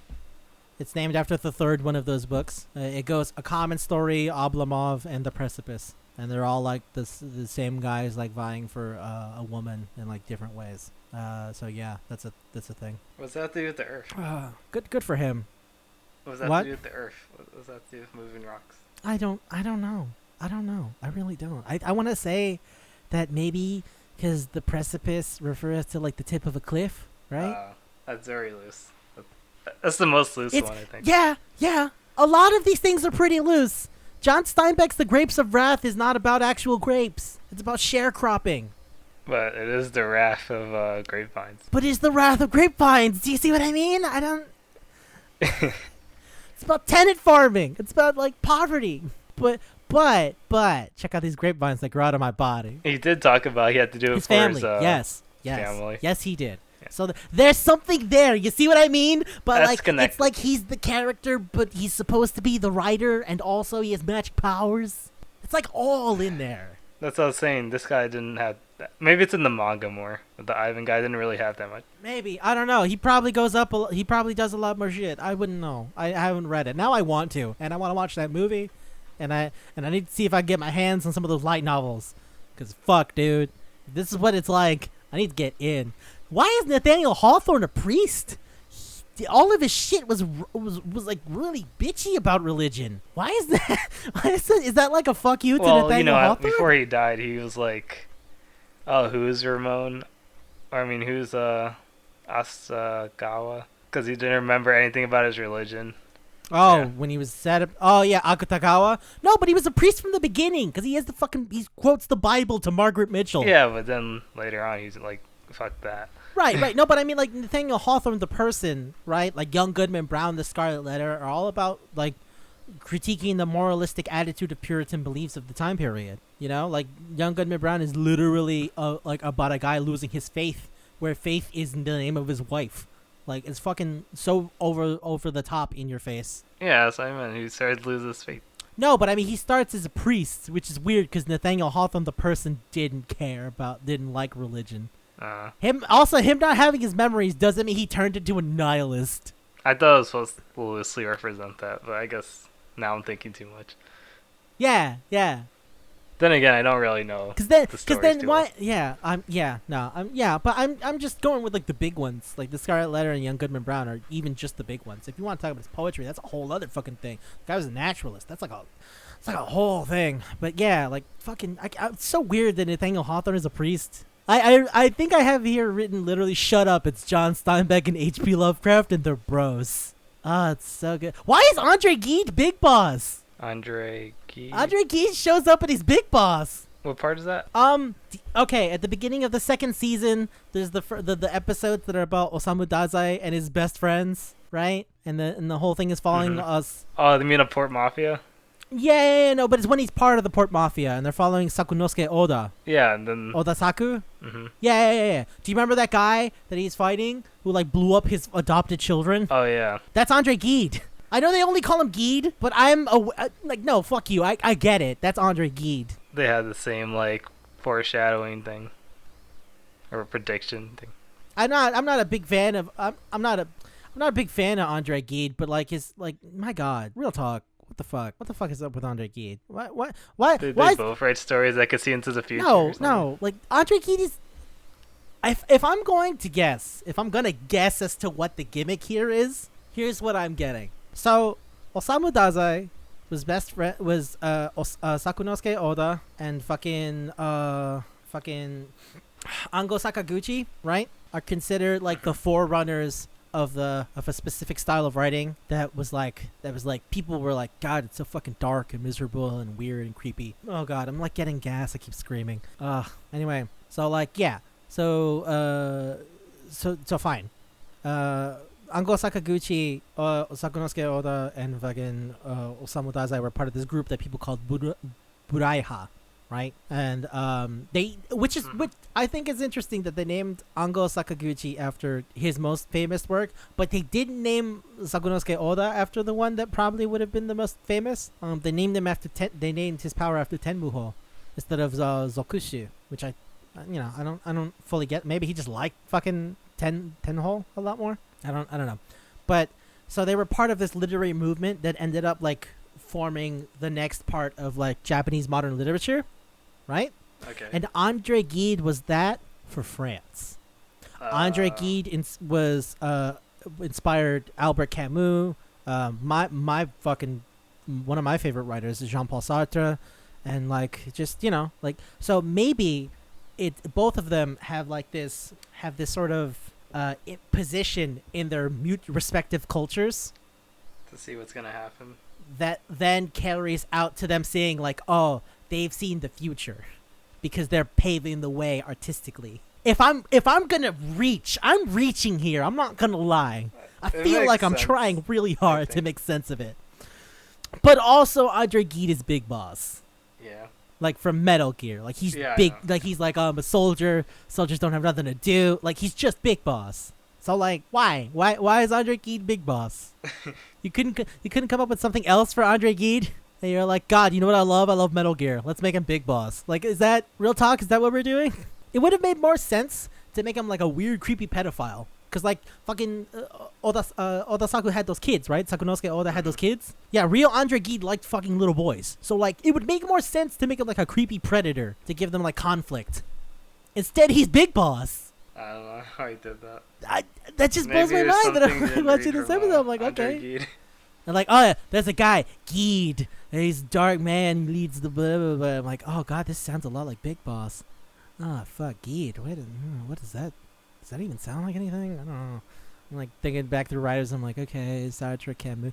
Andre Gide? Probably Andre Gide. Yeah, no. If they're willing to go with fucking Arthur Rimbaud is in there for some fucking reason, I'm pretty sure Andre Gide is not a toss away. You could probably throw that in there. Oh man, he traveled through Africa, but he didn't like fight in a war. In fact, he was like a huge anti-colonialist. So like I don't even know what that's about. Whatever, man. Whatever. I'm just, I'm like, why is Andre Gide Big Boss? Maybe he's seen something. He saw something in Africa. Yeah. When he wasn't diddling little boys, he saw something in Africa. I don't know. Man. It's JoJo's too. All right. Okay. Just to go back to Ogai Mori real quick. That's right? And I talked about his daughter created. Yeah, I talked about his daughter created yaoi. Okay, I don't think I fully explained that because I think that might have something to do with Vita Sexualis besides the book itself. Okay. So like, Ogai Mori wrote a lot of shit, right? Like I said, he wrote Gon, he wrote Vita Sexualis, he wrote a lot of shit, and he ended up like dying while his daughter was pretty young. Like his daughter was 19. Her name is Mari Mori. Mm-hmm. And Mari Mori wrote a lot about her relationship with her dad, but also she wrote a lot of tragic love stories about an older man and a younger boy. Most of the time, the boys were 19, which is the age she was when her dad died. Okay. So a lot of people, what they think is Mari Mori wrote these romance stories about her dealing with her unfulfilled love for her father, and that maybe her way of escaping that idea is by projecting it onto another man. So her projection of a romantic affection for her father is instead represented by this romance between two men, which is also forbidden, the way that incest is a forbidden affection. Get what I'm saying? Okay. So you're telling me. Okay. Maybe the way that Ogai Mori treats Elise is the way is supposed, as a surrogate daughter, is supposed to be his, like, actual Ogai Mori's relationship with his daughter, and the weird sexual undertones of the fact that she's created by his book Vita Sexualis, and the fact that I can't every time the father of modern Japan comes into this, I fucking chuckle. And the reason that Yukichi Fukuzawa goes, "You're gross," is because he's fucking the little girl. Yeah. So what I think this is, if I'm getting this right, if I'm pulling all these threads together, maybe I'm crazy connections where I don't need to, but Ogai Mori's power is to summon the little girl that he treats as daughter, and is also a sex object because of Ogai Mori's daughter's weird obsession with her dad that created yaoi as a genre. Okay. Does the scalpel have anything to do? Oh, he was an actual surgeon. Ogai Mori was a real surgeon. He like was a surgeon for the military. Oh. I think that one is much more literal. This is on the levels of JoJo, isn't it? Yeah, it really is. Lucy Maud Montgomery is just Anne of Green Gables, and then she falls in love with that Sushi Nakajima, and I don't know what that's about. Yeah, I don't even know what to say about that. That's like a whole ball of shit that I don't know what to deal with. I kind of wonder if Akiko Yosano is gonna end up evil, because in real life, Akiko Yosano started as a pacifist. Like, her power, right, is named after her really famous letter/poem, which she wrote to her brother, who was fighting in the Russian-Japanese War of like 1903. So yeah, it's Kimi Shinitamo Koto Nakare, right? Okay. But the real Akiko Yosano ended up in World War II, not that long later, going, China, quit fighting back, give in to Japanese oppression, and she started becoming real hard on the nationalist thing. Not gonna lie, she did it, and everyone was like, wow, this lady's amazing, she's like cool. And then like when she turned hard right, everyone was like, Japan's greatest pacifist is now an imperialist conqueror. I don't know what to say about that.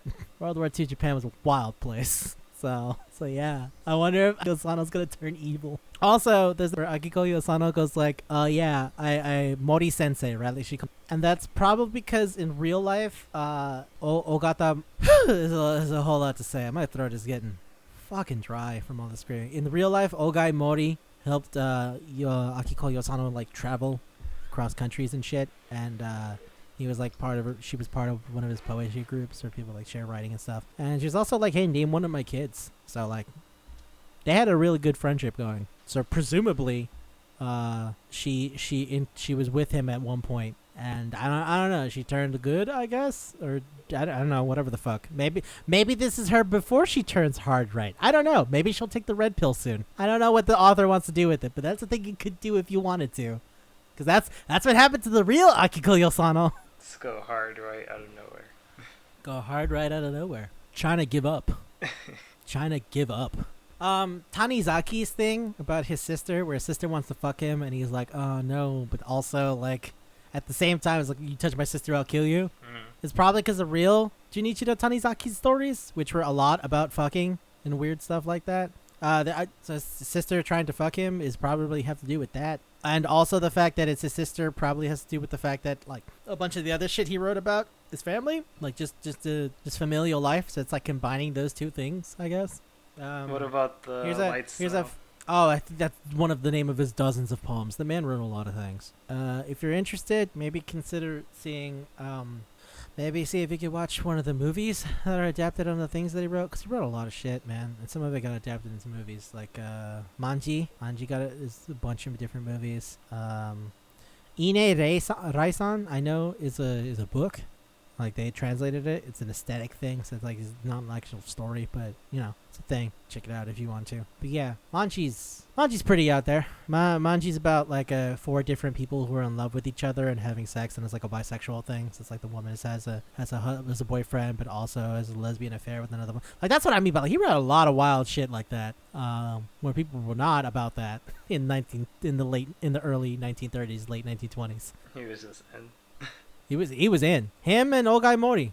They were both like, fuck yeah, hell yeah, man. Ogai Mori, as a matter of fact, Gon. That's one of the other things that he's really famous for, right? It's basically like he's written a lot of shit, but like Gon and fucking Vita Sexualis are like some of the biggest ones. Gon, Vita Sexualis, because it got fucking banned. They were like, this is too wild. Gon, the other story that he wrote, is pretty weird. It's about like an older guy who's like trying to get his wife to cuck him on purpose because he can't really feel sexual excitement anymore. Okay. And it's like him trying to experience it vicariously by having her fuck their daughters, by having her fuck his son-in-law. Yeah, it sounds.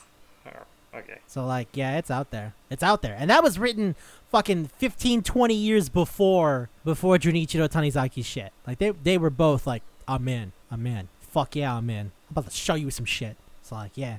People get on Anton Chekhov's case about writing dark shit, but they don't. Nobody outside of Japan really knows about fucking Manji. People don't know about that shit. There's 4 different movies about Manji. A lot of them. I don't know if you can find one, but like it'd be a good place to fucking go. Like, wow. And that's the guy whose sister wants to fuck him. And I was like, yeah, that's. Also, actual Junichiro Tanizaki tried to fuck his daughter-in-law, so that's probably like a whole thing. They had a lot of history of that stuff. Huh. Right? Hell yeah. I feel like that was what Japan was known for. I don't know what Francis Scott Key Fitzgerald. I don't know why Francis Scott Key was part of that. Because like, okay, I get F. Scott Fitzgerald because F. Scott Fitzgerald is the Great Gatsby, but like Francis Scott Key, like what does that have to do with it? Scott Key. Okay, I feel like you should know that fucking name. You should really know that name. Yeah, I know it. I told you I know it. No, Francis Scott Key, not F. Scott Fitzgerald. The other part of it. Francis Scott Key. I don't know. Okay, he's the guy who wrote the national anthem. Oh, you know why it's a part of it then? 'Cause America. But you sing it regularly. I said you have to. Yeah, I know. I sing it. I don't know the guy who wrote it. You've never heard the story about Francis Scott Key being in jail and watching shit happen outside and being like, man, it's gonna be a fucking crazy story. No, I never heard the story. And that's when he wrote the Star Spangled Banner. Real? I never heard the actual story. They never taught me. Wow. Okay. Shit. So yeah, it makes sense why Francis Scott Key is there then. Yeah. Because Great Gatsby is apparently the greatest book in America. Well, it defines the American dream and stuff. Nah, I don't think that's what it is. It has to be. I don't think that because like Great Gatsby's about a sad, miserable dude. Like Jay Gatsby's not a hero; he's a sad man. Yeah, but it's like living the American dream. Like, I wanna. So like, no, but he's not though. That's the point of the story. If you fucking read it, you would know that like he's miserable for all of his money because he doesn't have the woman that he loves, which is what his thing is. Where he's like, oh, my wife, after my daughter died, my wife went insane, and I'll do anything I can to fix her. Like that. That's the thing. Yeah, but we still learn about it being the guy spends the whole book going. You wanna live your dream and stuff. But that's what I mean. Like that's not accurate then, because if you're saying that's what we taught in high school. Really, people go like, that's the American dream, Jay Gatsby. That's ironic. Yeah. That's incredibly ironic. It is. Yes, because the entire point is he's fucking miserable. But look at how rich he is. I feel like that's ignoring the point of the book. Like, yeah, he's a rich guy, but he's also like, I'll never get the girl I love. No, this money means nothing. I'm like 99% sure that's what it's about. I mean, it's like a Great Gatsby, American dream. When he goes, right. well, no, but when it's like the most. Nobody goes to his fucking funeral. Nobody even goes. I think the point is. I think when people say that, what they mean is Jay Gatsby is a vision of why the American dream is a lie, because he's self-made millionaire, yeah, but nobody comes to his funeral. Nobody even fucking likes him. But it was like, oh, you could achieve it though. The entire point is that money didn't make him happy. That's the entire book. That's like saying No, I'm reading again. It's definitely about being wealthy, about having nothing. yeah, exactly. But That's not the point of the American dream. The point of the American dream is that you would chase success, and that would make you happy. And the point is, he isn't happy with monetary success. It's meaningless. That's what I mean by like. I know that's the whole that's book. what everyone writes about. No, the point of the book is look, he got all this money, but it didn't mean anything in the end. And it's like, yeah, that's a tragedy, isn't it? It's called the Great American Novel for a reason. I don't know. This is what it is. I'm really reading that means it right a lot now. of people are fucking dumb because they don't. Then they're not getting that the entire point is that the American dream is a myth. If you're telling me that people are reading the book and going, man, I want to be Jay Gatsby, then that means they're not understanding the fucking book. Because that's why people have called it F. Scott Fitzgerald like Great American Novel, because it's about F. Scott Fitzgerald being disillusioned with the American dream. Yeah, that's what it's mostly about. Well, that's what I'm saying. Like, yeah, well, no, that's the point. That has nothing to do with Francis Scott Key. But it's loosely related because America. It's like it has to learn this. I don't know if that makes enough sense, but fuck, I don't know. I don't fucking know. I'm just saying, as far as The Great Gatsby being considered the Great American Novel, it's because it's about the American dream being a myth. Yeah. And like wealth buys him nothing. And how they like. The way you're saying it sounds like you're saying that people are like, man, I want to be like Jay Gatsby. Nah, it's about chasing it. Which is ironic. See, that doesn't. It's not really about that though. It's been a while, so I can't. It's about how the attempt was. But hollow. I'm reading it right now, and they're all like, I feel yeah, like chasing the green no, light, that's not blah, blah, because blah. no, yeah, and how hollow it is. I didn't read anything That's about the end point of that. That it meant nothing. That is how it ends. Is that it meant nothing. And so the book even fucking ends with like the funeral being like literally one person came to the funeral. It's like, oh, there's so many guests at his parties, but there's no one around but Owl Eyes, who I don't even fucking remember if they mentioned him before. I just remember that Nick Carraway calls him. He's like, yeah, what the fuck? Reality, so. Because otherwise, you're telling me that no one understood that book. And that would be the greatest. That would be the greatest tragedy ever if everyone misread that book and F. Scott Fitzgerald is dead, so we can't say anything about it. So I don't get. It's about the hollowness. Yeah, by definition. That's why people call it the Great American Novel, because like that's written by an American. Because people come here with the hope of the American dream, and then if you're born in America, you're like, man, that shit's a lie. Life is misery. Growing up in poverty in America will teach you that real fucking fast. Like you'll chase money, and then in the end, it won't fucking give you anything because that's not what you were actually supposed to be looking for. That's why the American Constitution is the pursuit of happiness. Like that's the real thing. Everyone's trying to be happy, but like it's like, oh, with money you could do anything. It's like, not necessarily if the thing you're looking for it can't be bought. Like I want time. Time can be bought. Because if I got money, I don't have to go to work. I can just spend my time doing whatever the fuck I want. That. In that instance, money buys me happiness. But if it's like, I want this person to love me, well, that's probably not going to happen just because of cash. Unless they're a shitty person. In which case, good for you, I guess. You lucked out. They're terrible. Yeah, I'm reading it. It's more about critiquing the American dream. Yeah. It's okay, I'm sorry. The entire book. That's why it's been a while. Like losing my shit. But still American dream in there, so. But I don't see why that also means Francis Scott Key. Because, like, Francis Scott Key was, like, was a different thing. It was about, like, yeah, the American Revolution. Fight. I think it was even based on a fucking poem about, like, defending a fort. Like, the thing. I don't remember. But, yeah. So, like, Francis Scott Key Fitzgerald, which is a real fucking long name. Also, his wife's name is Zelda, because that's F. Scott Fitzgerald's wife, and Zelda Fitzgerald. So, like, that's a whole thing. Probably. Because Zelda ended up better off than F. Scott, so, I feel real bad for Edgar Allan Poe. Edgar Allan Poe didn't do shit. Edgar Allan Poe didn't do shit. No. Edgar Allan Poe got nothing. When Rampo Odogawa should be super hyped to meet Edgar Allan Poe, he sees him and is like, who are you? Fuck you. And Edgar Allan Poe's like, oh no. He's gonna have to sit there. By the way, do you know who voiced Edgar Allan Poe? No. It's Toshiyuki Morikawa. Oh my god.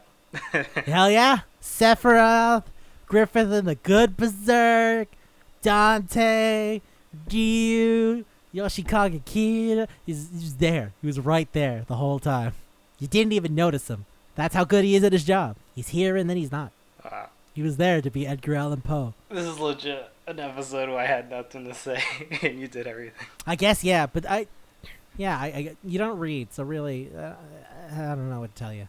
It's like I looked at $100, and then I thought it was like a few pennies, Yeah, you thought it meant and you're 100 like, cents, no, and you're it's like, that's $100. $1. What the fuck? Why would you put up? Why would you make two different bills for $1? And it's like, no, no, what are you doing? No, stop, no, stop. Why?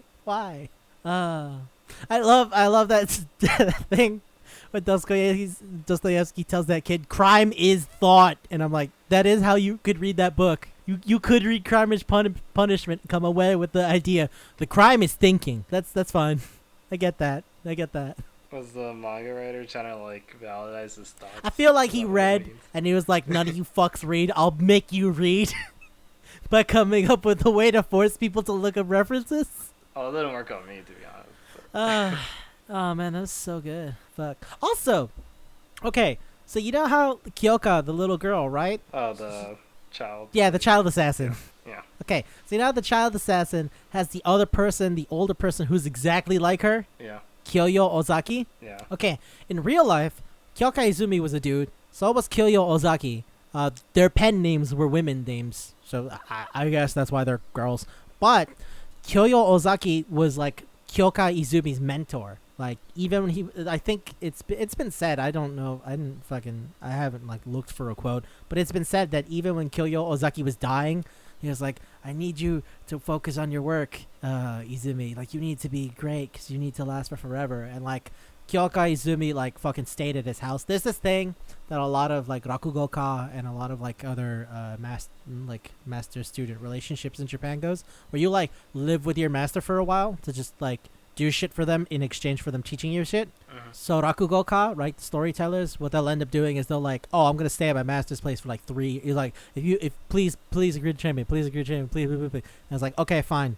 You can do my laundry. You can do this. You can do that. You can do it like that. Kyoka Izumi did that for Kyoyo Ozaki. Okay. So like I think that's why Kyoyo Ozaki is so serious about like helping out Kyoka all the time. And like even although supposedly that like Kyoka Izumi was stuck under fucking Ryunosuke Akutagawa the whole time, that Kyoyo wasn't actually there for her. But like when Kyoka gets the thing about like learning that she's not the reason her parents are dead, right? The person who got the information was Kyoyo Ozaki, and I was like, oh, there's the mentor thing. There it is. There's the I want you to succeed shit. Oh, I thought they were gonna That's make it. Well, I didn't know the manga was still going, so I thought they were gonna like fall in love, or whatever. the older lady and the little the girl. werewolf guy, the tiger guy. Oh no, I'm talking about the older lady and the Yeah, little I know. girl. She had got the information. So what? You just thought Atsushi Nakajima was gonna get in with Kyoka Izumi? And she also stopped him from being like executed a bunch of times. They're like, no, you'll shoot Kyoka. Yeah, they're When she they're fell good off pals. They're good pals. the building, not then. I'm also Lucy Maud Montgomery likes Atsushi Nakajima, which is not a sentence I thought I would ever say in my life. The writer of Anne and Green Gables was in love with the writer of fucking Sangetsu. Like that's not. I don't even think they were alive around the same time period. But thanks to Bungo Stray Dogs, I can say that, and that's not gibberish. So yeah. Okay, so we should go to food. I got one more thing. I really just want to. Okay. I just want to get in there. Like, so Ichio Higuchi has a thing for Ryunosuke Akutagawa, right? Like that's clear because when she thinks his little sister is actually somebody she's going out with, she flips her shit and she wants like Atsushi Nakajima to ask out his sister on a date so that way they'll break up or whatever, right? Like that's a thing.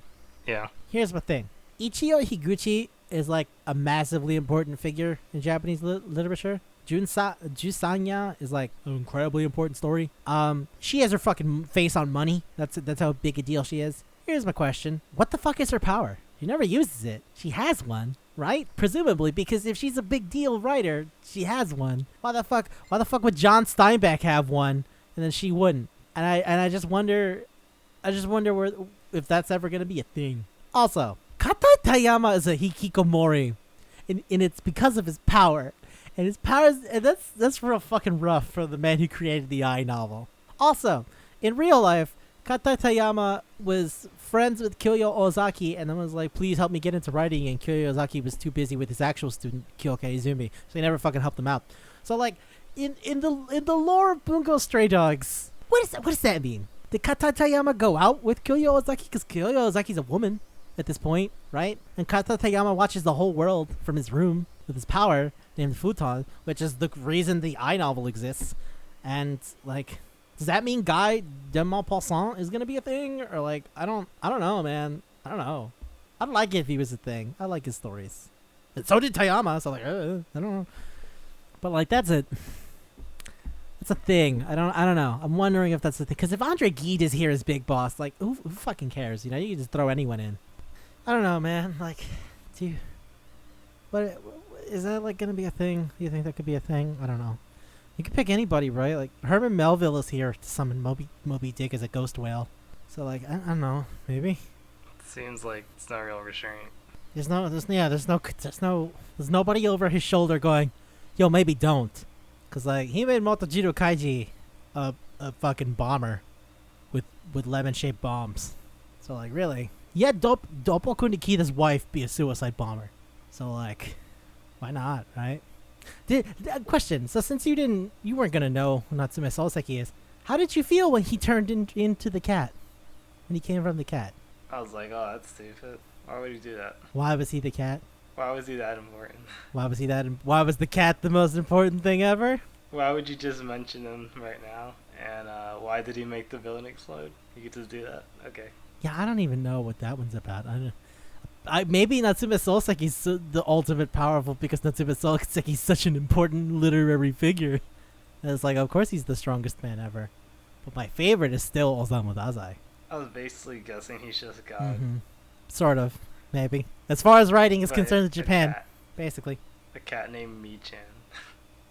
Or Chan, I don't know. Yeah, she just named her Mi-chan for some reason.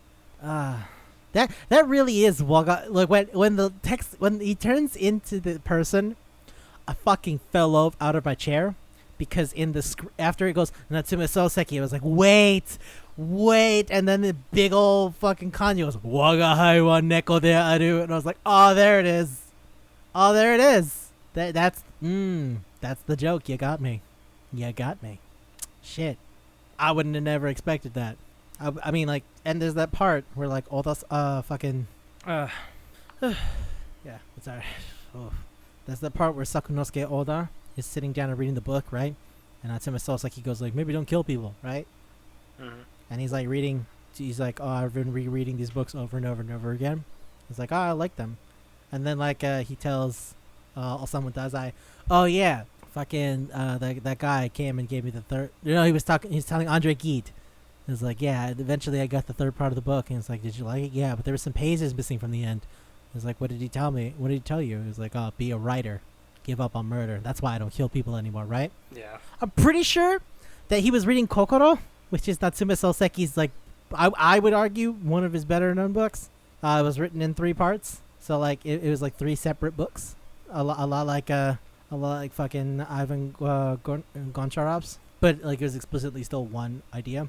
So that's probably it. He's like, he read the first 2. It was like, sent me and my teacher and my parents and me, and the last one, which is the testament of his teacher. And yeah, it's like, maybe that's, I don't know, that's probably what he was reading. He was probably reading Kokoro. Natsume Soseki turned into a cat. It's so good. It's so good. He was always there. Natsume Soseki. He was always there. Every time you saw that cat, you should have known. Waga hai wa neko de aru. I am a cat. That's so good. Did you get it? Is there any way you would have got it? No, not unless I knew for a fact Soseki. If someone said you see Soseki multiple times through the series, then I would have gotten it. Mm-hmm. Because then I could have been like, okay, why? When I've never seen anyone that they explicitly call Soseki, what is Soseki written that he could beat? And I'd been like, oh, well, yeah, he's the cat. Fuck, he's the cat. But like, they never. Everyone says, oh, he's disappeared. No one's ever seen him. Like they go out of their way to go, yeah, we haven't seen our teacher in years, right? So I was like, all right, I guess he's dead or he's gone or some shit. And instead, he was the fucking cat. And I was like, oh, god damn it.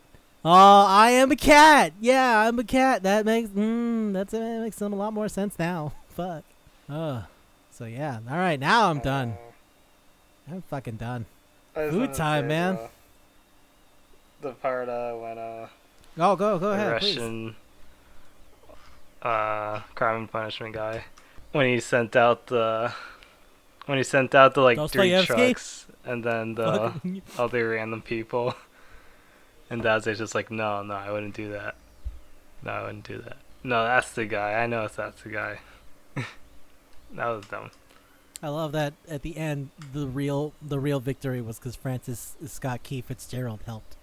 Yep. He's like, I want to pay you back for the shrine Moby Dick. Yeah, and Dostoevsky's like, oh shit, the eyes of God. And I was like, shut up, it's the eyes of God. I was like, yeah, it's the eyes of God. My perception changed on it a lot. Yeah, that's about it for me. I did like how you got to know. I want to see more. Like, I'm gonna watch that movie. Like, I like seeing what's his name, Dopo, Kuniya. Yeah, like stop the bomb or Kunikida? whatever. Like, it's actually like a really nice word. Yeah, you get that like one episode of everybody. Kinda. Kenji Miyazawa gets his own episode. He got a fucking Drampo Edogawa definitely gets his own fucking episode. Where he solves that murder in like 3 seconds. Yeah. Shuya Nakahara gets 3 episodes explaining his past with Osamu Dazai. That's why when he shows up, he goes like, "Hey Osamu Dazai, don't want to be shitty to your old partner." I'm like, "Shut the fuck up!" And then later it's explained actually, and I'm like, "That's so stupid. I didn't even really care that much. You told me all this for nothing." Yeah. I wish I'd known they were actual references. I love that you gave up on understanding it. And then like the giant man that you see like H.P. Lovecraft, you're like, oh, I think I've heard, I know that guy. Yeah. But nothing else really registered. I was like, okay, I guess this is not gonna explain it because of the action thing. You could just do it. But little did I know. Yeah, I wasn't thinking on the same level. You were the stupid one. I played myself. Yeah, you played yourself. That never happened to me.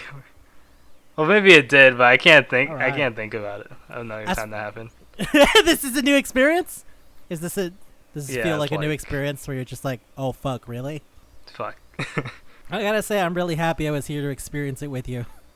Because there's some. I guess it's like that guy that played Metal Gear Solid and didn't get the. I didn't get that it was political political. Yeah, fuck. How do you even? Yeah. I guess that's how I look like right now. Man, I'm gonna love coming back to this every once in a while. Not only is it me yelling about books, but it's also you going, wait, what? Wait, really? Oh my god. It's gonna be so worth it. Jesus. So this is a steak. This is a fucking... I did like the way Yeah, go ahead. a favorite character in terms of looks. I think it was Gin. Oh, fucking... You mean Ryunosuke Akutagawa's sister? Yeah. Yeah. Alright, who's your favorite? I don't know, man.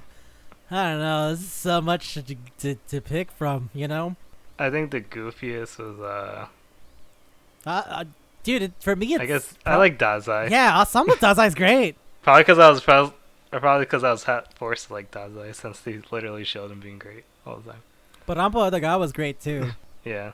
When he gets put in the book by Edgar Allan Poe, and he's like, haha, I get it. Edgar Allan Poe's like, you'll never get it. Joke's on you, motherfucker. And then he goes like, I was the killer, wasn't I? And he goes like, God damn it! Like immediately after Edgar Allan Poe's like, yeah, suck my dick, I'm so smart. I knew you were trying to make it the most complicated thing ever. But you forgot that they were fine with Skyfall. Yeah. Also the fact that he doesn't have a power, so that's just him being smart. Was that based on the story, or did the mangaka actually make that story? Because it was actually kind of cool. What, the murder in the Rue Morgue thing? Yeah. It kind of does have a feel like post Telltale Heart thing. It's like, I killed the guy, I'm trying to hide it, but I don't know. Isn't that in Africa? It is neat. Right. What? That wasn't like a future whatever. thing. So, dude, this is a steak as far as I'm concerned. There's so much to talk about here. I could talk about this for hours. What type of steak? Especially if someone knows the books. Now that's the good question. I think I saw like a. Well, it was better than Wagyu. What was it? Oh, Wagyu. I have to look for things. I don't even know where to begin Alright. looking for it. I just saw this guy eating like, oh, this is better than Wagyu beef because they only grow it in the north part of Japan or whatever. I'm not gonna find it. I mean, the way I'm thinking about it is Hokkaido is snow beef because of the way the fat renders through the meat. Maybe is it snow beef? Hokkaido is the most north part of the fucking country. Alright, beef like Wagyu. Alright, best. I'm just gonna type in best beef in Japan. See what I get. Oh, the Kobe. Was it Kobe? Kobe is usually what people talk Yeah, about. I think it was the Kobe. Yeah, Oh, okay. if that's what you want. It's but Kobe. No, Kobe is not as north as Hokkaido. Am I remembering that right? Fuck. Hold on. Now I want to look up a map because I'm pretty sure Kobe is not at the top. Yeah, no, Kobe is like towards the south. I was right. It probably wasn't the Kobe. So I'm thinking Hokkaido because Hokkaido is the most north. And if it was about it's from the they call it the snow beef because the way the fat runs through the beef is like looks like snowflake patterns. You can only get this in Hokkaido. And Hokkaido's the most north, so it could be like Sendai or some shit. I don't know. I wouldn't know because I didn't see the video you're talking about. It was really. I don't even. I just saw it, like on my homepage. I was like, oh, Yeah. So I don't know. is it Wagyu?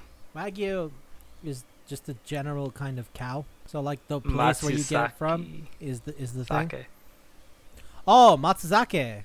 Okay. Matsusaka. Matsusaka. Okay, I'm gonna do the big Nabari, search. Mie.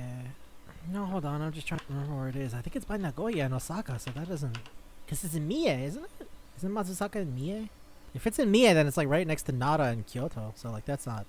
That can't be right. That's not north at all. That's fucking far west. I think maybe it was west. I'm not even sure. Oh, because you said north, and that's what I'm going on, dude. Oh wait, I think I just saw it. Hold on. No, go up. Sounds scrolling down. No, that's not it.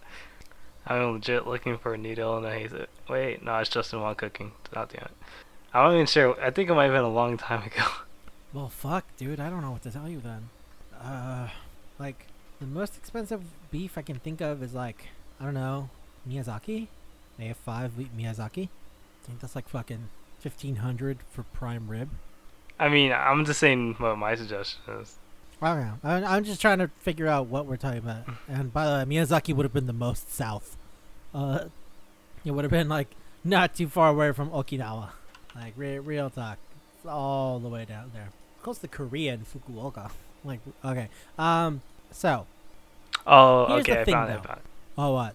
Oh, it was Wagyu. I'm stupid. It was just Wagyu? Yeah. Which It was one the rarest though? Wagyu. Miyazaki, Kobe. Listen. Oh my god, they do so much scenery. Oh wait. Sato? What? Sato. Wagyu. Kobe. Tososaki? What? Hold on. You're just saying places. Give me one thing. Hold on. I'm mostly. Don't give me a map of Japan. And then you're gonna fuck up my like Osaka, Mie. Like just start naming places. Come on, dude. Phantom Wagyu. Tankaku beef. Okay. That's it. Tankaku Wagyu. Yeah. It's only 1%. That's In Iwata. that's interesting because Iwata. So it's in the north part of Tohoku. Okay. All right. That's not the most northern part, but it's pretty up there. Iwate. Right. Alright, I did All it. right. That makes sense. That was a lot of work. Tankaku. Iwate. Tankaku for all right. So it's just in the North Tohoku. So it's just Iwate. All right. I didn't know beef from Iwate was such a big deal. All right, whatever. Okay. I will do that. I will work with that. But counterpoint. Bungo Stray Dogs is fucking ridiculous. So it needs to be alcohol. No. So but it's also super Japanese, right? Mm-hmm. But it's also kind of a thing everybody could know Yeah. because Yeah, you're like if you really- you see different countries and If different you things. study literature, or whatever. Yeah. So here's what I'm gonna go with. I'm gonna say let's take that beef idea that you got, right? Mm-hmm. And let's fucking ruin it. Because usually when you like make fancy beef like that, you just use it for like fancy beef dishes or whatever, right? Mm-hmm. What if you make gyudon out of it and just ruin the entire feel and image of the beef? What's Gyudon? Gyudon is a real thing. Gyudon is the thing you see all the time. It's basically just sliced up beef on rice. That's it. Oh, yeah, I know that. Everybody knows gyudon. They usually put like an egg on it. Yeah, it's just regular shit. It's just regular everyday shit. So what if it's Tankaku? It's gyudon made with Tankaku beef. That makes sense. Foodies go ape shit. They're like, that's not how you respect this beautiful piece of shit. And then it's also like, nah, look at it though. Look at Dostoevsky. Yeah. Nah, look at it though. It's like the most unsexual. Yeah. At the same time, you so know what it is. yeah. I say it's JoJo but books, and you're like, all right, I think I know where I'm getting into now. Like, yeah. But even then, you have to know the books. Exactly. So if you have an idea of Japanese rice dishes, you were like, gyudon. Oh, I've seen that in like a TV show or whatever. But like to really get in. Because even if you are like from Japan and know the books, then you have to know the American Exactly. books. That's what I mean. then Like the you'll have an idea no matter who you are, but that doesn't mean you'll be all the way in. I wonder how many people like actually get all the references. You gotta be a book nerd, dude. I'm not gonna lie. Like when they fucking Like- picked fucking when they went to fucking Ivan Goncharov, I'm like, there's no fucking way regular people know who Ivan Goncharov is. No fucking way. That's not a name people know. Or I think like outside of Japan, and even then, not even really, because you still gotta be like into fucking weird book shit. Yumeno Kyosaku? I fucking doubt it. I real fucking doubt it. Like H.P. Lovecraft, Steinbeck. All right, yeah, I get that. F. Scott Fitzgerald. Okay, cool. But then, like, does everyone know the name of the lady who wrote Little Women, or do you just know Little Women? Probably not. Like I don't even know the guy that. Well, I'm in every case. Yeah. You didn't know I shit. was like, I didn't even know. You didn't know shit. Key. You I didn't know Scott Key. Yeah. So you didn't even know. You didn't even know the guy who wrote the American national anthem. So whatever. But yeah. Also, Andre Gide. Like when you get to Andre Gide of all fucking people, like yo, we're out there. Fucking Andre Gide. Like where's Sartre? Where's Guy Maupassant? I saw Arthur Rimbaud. You could do Paul Verlaine. Who fucking cares? So yeah. See that's the deep cuts. All y'all book nerds. Y'all know what it is. Step your game up, book nerds. Step your game up, not book. You remember that time? I was like, fuck you, read a book? Yeah. Alright, there's no way you can get into Bungo Stray Dogs without reading a book. Yeah. Without knowing who any of these people are, there's no way you could really enjoy it. You didn't. Up until now, you just thought it was a fight thing. Yeah, I thought it was a dumb fight thing. Yeah, and the second I told you about the books, you were like, oh, fuck. Oh, God. Oh. Like, why are they keep You going even Super said Saiyan? verbatim. Why are they going Super Saiyan? Why is F. Scott Fitzgerald spending money so that he could become God? Like, I was thinking, oh, maybe the mangaka's trying to teach us, like, money is bad. Like, the only thing that really matters is love. Blah, blah, blah. But really, that's the ethos of The Great Gatsby. So The Great Fitzgerald makes more sense in context. But I thought he was, like, making up his own, like, ideas or whatever. He was like, no, I'm just portraying the original ideas. Which is even dumber. No, I just fucking love The Great Gatsby, y'all. I'm The Great Fitzgerald. Fuck you. H.P. Lovecraft was actually Cthulhu. Fuck you. John Steinbeck grows trees out of his body, and Herman Melville summons little ghost whales. It had a, like, we're gonna die to make another. I don't know what that was supposed to mean. I think you But it can has make to, more like, than take one. time. I think that's what it is. Yes, like, treat it Yeah. like a pet. Yeah. Okay. He's gotta free it, you know, like the way that Moby Dick is actually about a man confronting something that he can't actually stop, Yeah. right? Yeah. So it's like, oh, they made my whale into a freak monster by attaching machine and making him like not nature anymore, and now he is free, and the whale just flies away. I don't like how you could control that with an Maybe app. I don't know. Fuck it, who That was cares? confusing. But now again, it doesn't matter. The bombs were physical things. The lemon bombs or what? What do you mean? No, remember the fucking whale was cybernetic. Oh, it just worked with like whatever he did. Yeah. Yeah, they had bombs in those cybernetics. Oh, okay. So he's like a cybernetic. Yeah, exactly. Sure. It's an electronic trigger to the bombs on the cyborg whale, on the cyborg flying ghost whale. Alright, is it time for the news? Yeah, shut the fuck up. It's time for the news. Man, I don't even know if I have the energy to keep going. I've been yelling for so long. Wow, what was I really forgot what I was gonna talk about. Danganronpa's on the mobile. Oh yeah, it's on the Danganronpa stores 1. now. 10th So if you didn't get into Danganronpa... 10th year anniversary edition, I think. Right? Yeah. It's just Danganronpa 1 though. They didn't add anything. Oh really? Yeah. It's a shame. They made walking faster, but I think that's about it. In a way, that does mean a lot for Danganronpa, doesn't it? Yeah. Do you not remember holding that Doesn't run take button forever. every single time? Yeah. Oh yeah. Yeah. Fuck that. Now I don't have to hold it. Well, I have something. And they made the map right Oh, there, really? so you don't have to keep looking at You them. don't have to push the Yeah. button no more? Because there will be no button to have the map. I guess so, yeah. On On the a phone. digital screen. Yeah, that makes sense. Does gameplay still work the same? Considering, now you like tap the screen and shit? Yeah, it's about the same. Alright. You just tap the purple text to get the other stuff. To get the reactions. Mhm. Reaction! Bing, bing, bing. Yeah. Alright. That's not that bad. That's cool. If you couldn't get in before, yeah, get it now, I guess. Do you remember before I talked about a streaming thing? Vaguely. Remember I was There's a like, lot oh, of stuff you talked about. I'm not gonna lie. That's fair. That's fair, buddy. I'm not insisting you learn. I'm not like, fuck you, why don't you remember? I'm just asking. No. So, okay, fine. Last week I talked about how HBO Max is getting a bunch of shit from Crunchyroll. Oh yeah. So I when remember that. Yeah. right? Okay, yeah, cool. Well, guess what? So Netflix got Airbender, right? I mean, I remember we talked about that outside of the show. Netflix is now getting Cardcaptor Sakura. So people, I think people are fucking competing. I think they're competing now. They're like, get over here, weebs. No, come over here. No, come over here. I think that's what's happening. I didn't know this. You know what? Since everyone's staying at home, I guess the weeb has grown or something. Yeah. The need for the weeb, the financial benefits of weebs has become apparent to the big companies. The weebs are paying money during quarantine. Weebs have money.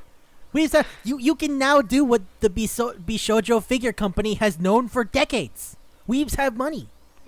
Now instead of taking their money for a physical product that they will hot glue, take their money for a non-returnable physical product that you will eventually give up on, like the way they gave up on. I'm mad you said that. Really casual. But that's real, and you know it's real. I'm legit. On my feed is a Becky Goku fighting Climax. And it's a picture of the sister from that. Whatever. Hell yeah. So yeah, Netflix is getting Cardcaptor Sakura. It's like, wow, that's gonna be a big thing. People are really fucking in on that show, man. And when the sequel series came out, it blew the fuck up. I actually never seen it. I mean, it's a clamp shoujo thing. It's a mahou shoujo thing. I dig it, but that's because I dig a lot of mahou shoujo shit. So like, it's fundamental for a lot of people. Oh, by the way, similarly related, when we were talking about, oh hey, the new show came out. Non Non Biori is coming out next year, 3rd season. Oh boy. Non Non Biori nonstop. You can't stop Non Non Biori. Never stopping the Nyan Pasu. They don't do anything. They don't do But I watch anything. They don't do anything besides hang out, and I love it. I love watching Renge get on the ground and go, help me, I can't breathe, I'm a fish. I love it. I love it so much. Yeah, that's all I got. So turn it hype. Yeah, hi. Oh, my throat's so fucking, because I've been yelling for so long. Ow, time to get hype. What do you got? Maybe it's What just are you been my hyped news about? thing, but Skullgirls, yay. Okay. More updates. Oh, They cool. added more colors. Wait, what? They added more colors. How do you do that? There's so many already. And they also nerfed the pain wheel. Oh. Really? Yeah. Was it because of a They said it was unintentional that her hatred installed stayed for that long. Oh. Okay. Well, that's gonna change things. Yeah. And they made the GPO like a permanent thing. Yeah, I heard that they also put in like a thing that like basically tells you if somebody's connection is Wi-Fi. Yeah, they made Yeah, that exactly. permanent now. Like, fuck you. Fuck you. Oh, and they also have air depth screams, but no one really likes it. What does Sounds that weird. mean? Like there's when you die on the ground, you have one Yeah. voice line.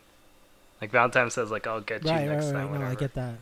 But now she dies in the air. She does like this weird scream Really? echo thing. That sounds like an anime fighting Yeah, game. it's like Like yeah, ah, but no one really likes it. like that. Oh, yeah, that Exactly. feels exactly. right at home in the fuck is it called? Under Night. Weird. Okay. But yeah, they have like you can now play as Captain Planet for Beowulf. He's a hero. There's the He's colors. gonna take pollution down to 0. Yeah. And you can play Nurse Joy as Valentine. Oh, that's fun. Just one of her friends is already in pink, so I was gonna say one of her friends is already pink, and you got that color. So like, you know. It wasn't like a big thing. It's like Oh yeah, we talked about that last time. Only games with good netcode, and it only took a pandemic. yeah, and it's gonna be at Evo. But I we already in said here. That's what matters. My hype Yeah. thing is a manga. I'm not gonna, no shockers. But it's a really cool manga, and I know I say that all the time, but I mean it. Okay. It's called Dokuzakura, which is poison cherry. Well, poison cherry blossom, but whatever. So here's the thing. There's this guy. His name is Ryugoku Atsushi, right? Another guy named Atsushi. Don't be shocked. But so here's the thing. He has a magic power, sort of. I don't know what it is, but it's a power. He sees a number over people's heads, Okay. which shows how they feel about the things that they're looking at. So it's like if a girl is looking at a guy that she likes, she'll have a number like 70 or something, right? Okay. And he's been using it to like just fucking make his life great by like using women. He's a horrible person, villain, literal villain. He's like, oh, I got this one girl that I fuck, and she's rich. She gives me a lot of money. There's this other girl that I fuck. She's a lot of like a lot of social status, so I use her social status and shit. And I was like, yeah. And he goes like, he'll see people who want to like, they'll start fights with people and be like, oh yeah, he has -21 over his head. He's a coward. I'll fuck him up.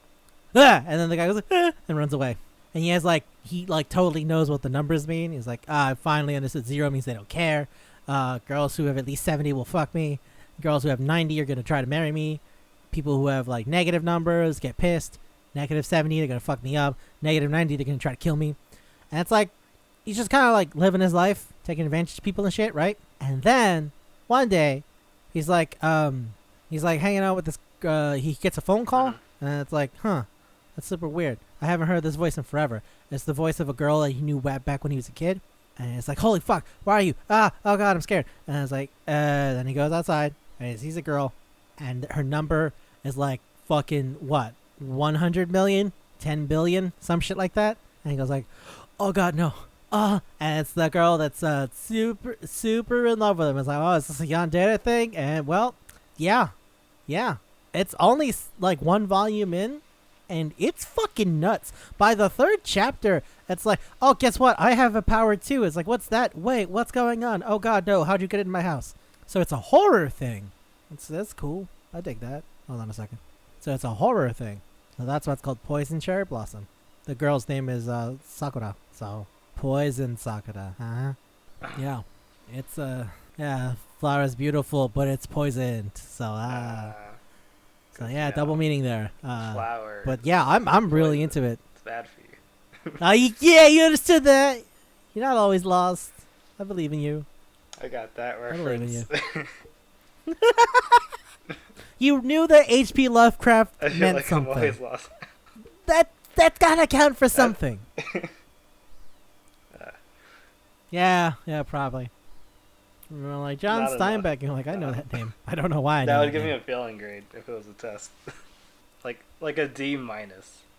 Like you'd know something. If this were the SATs, you wrote your name properly.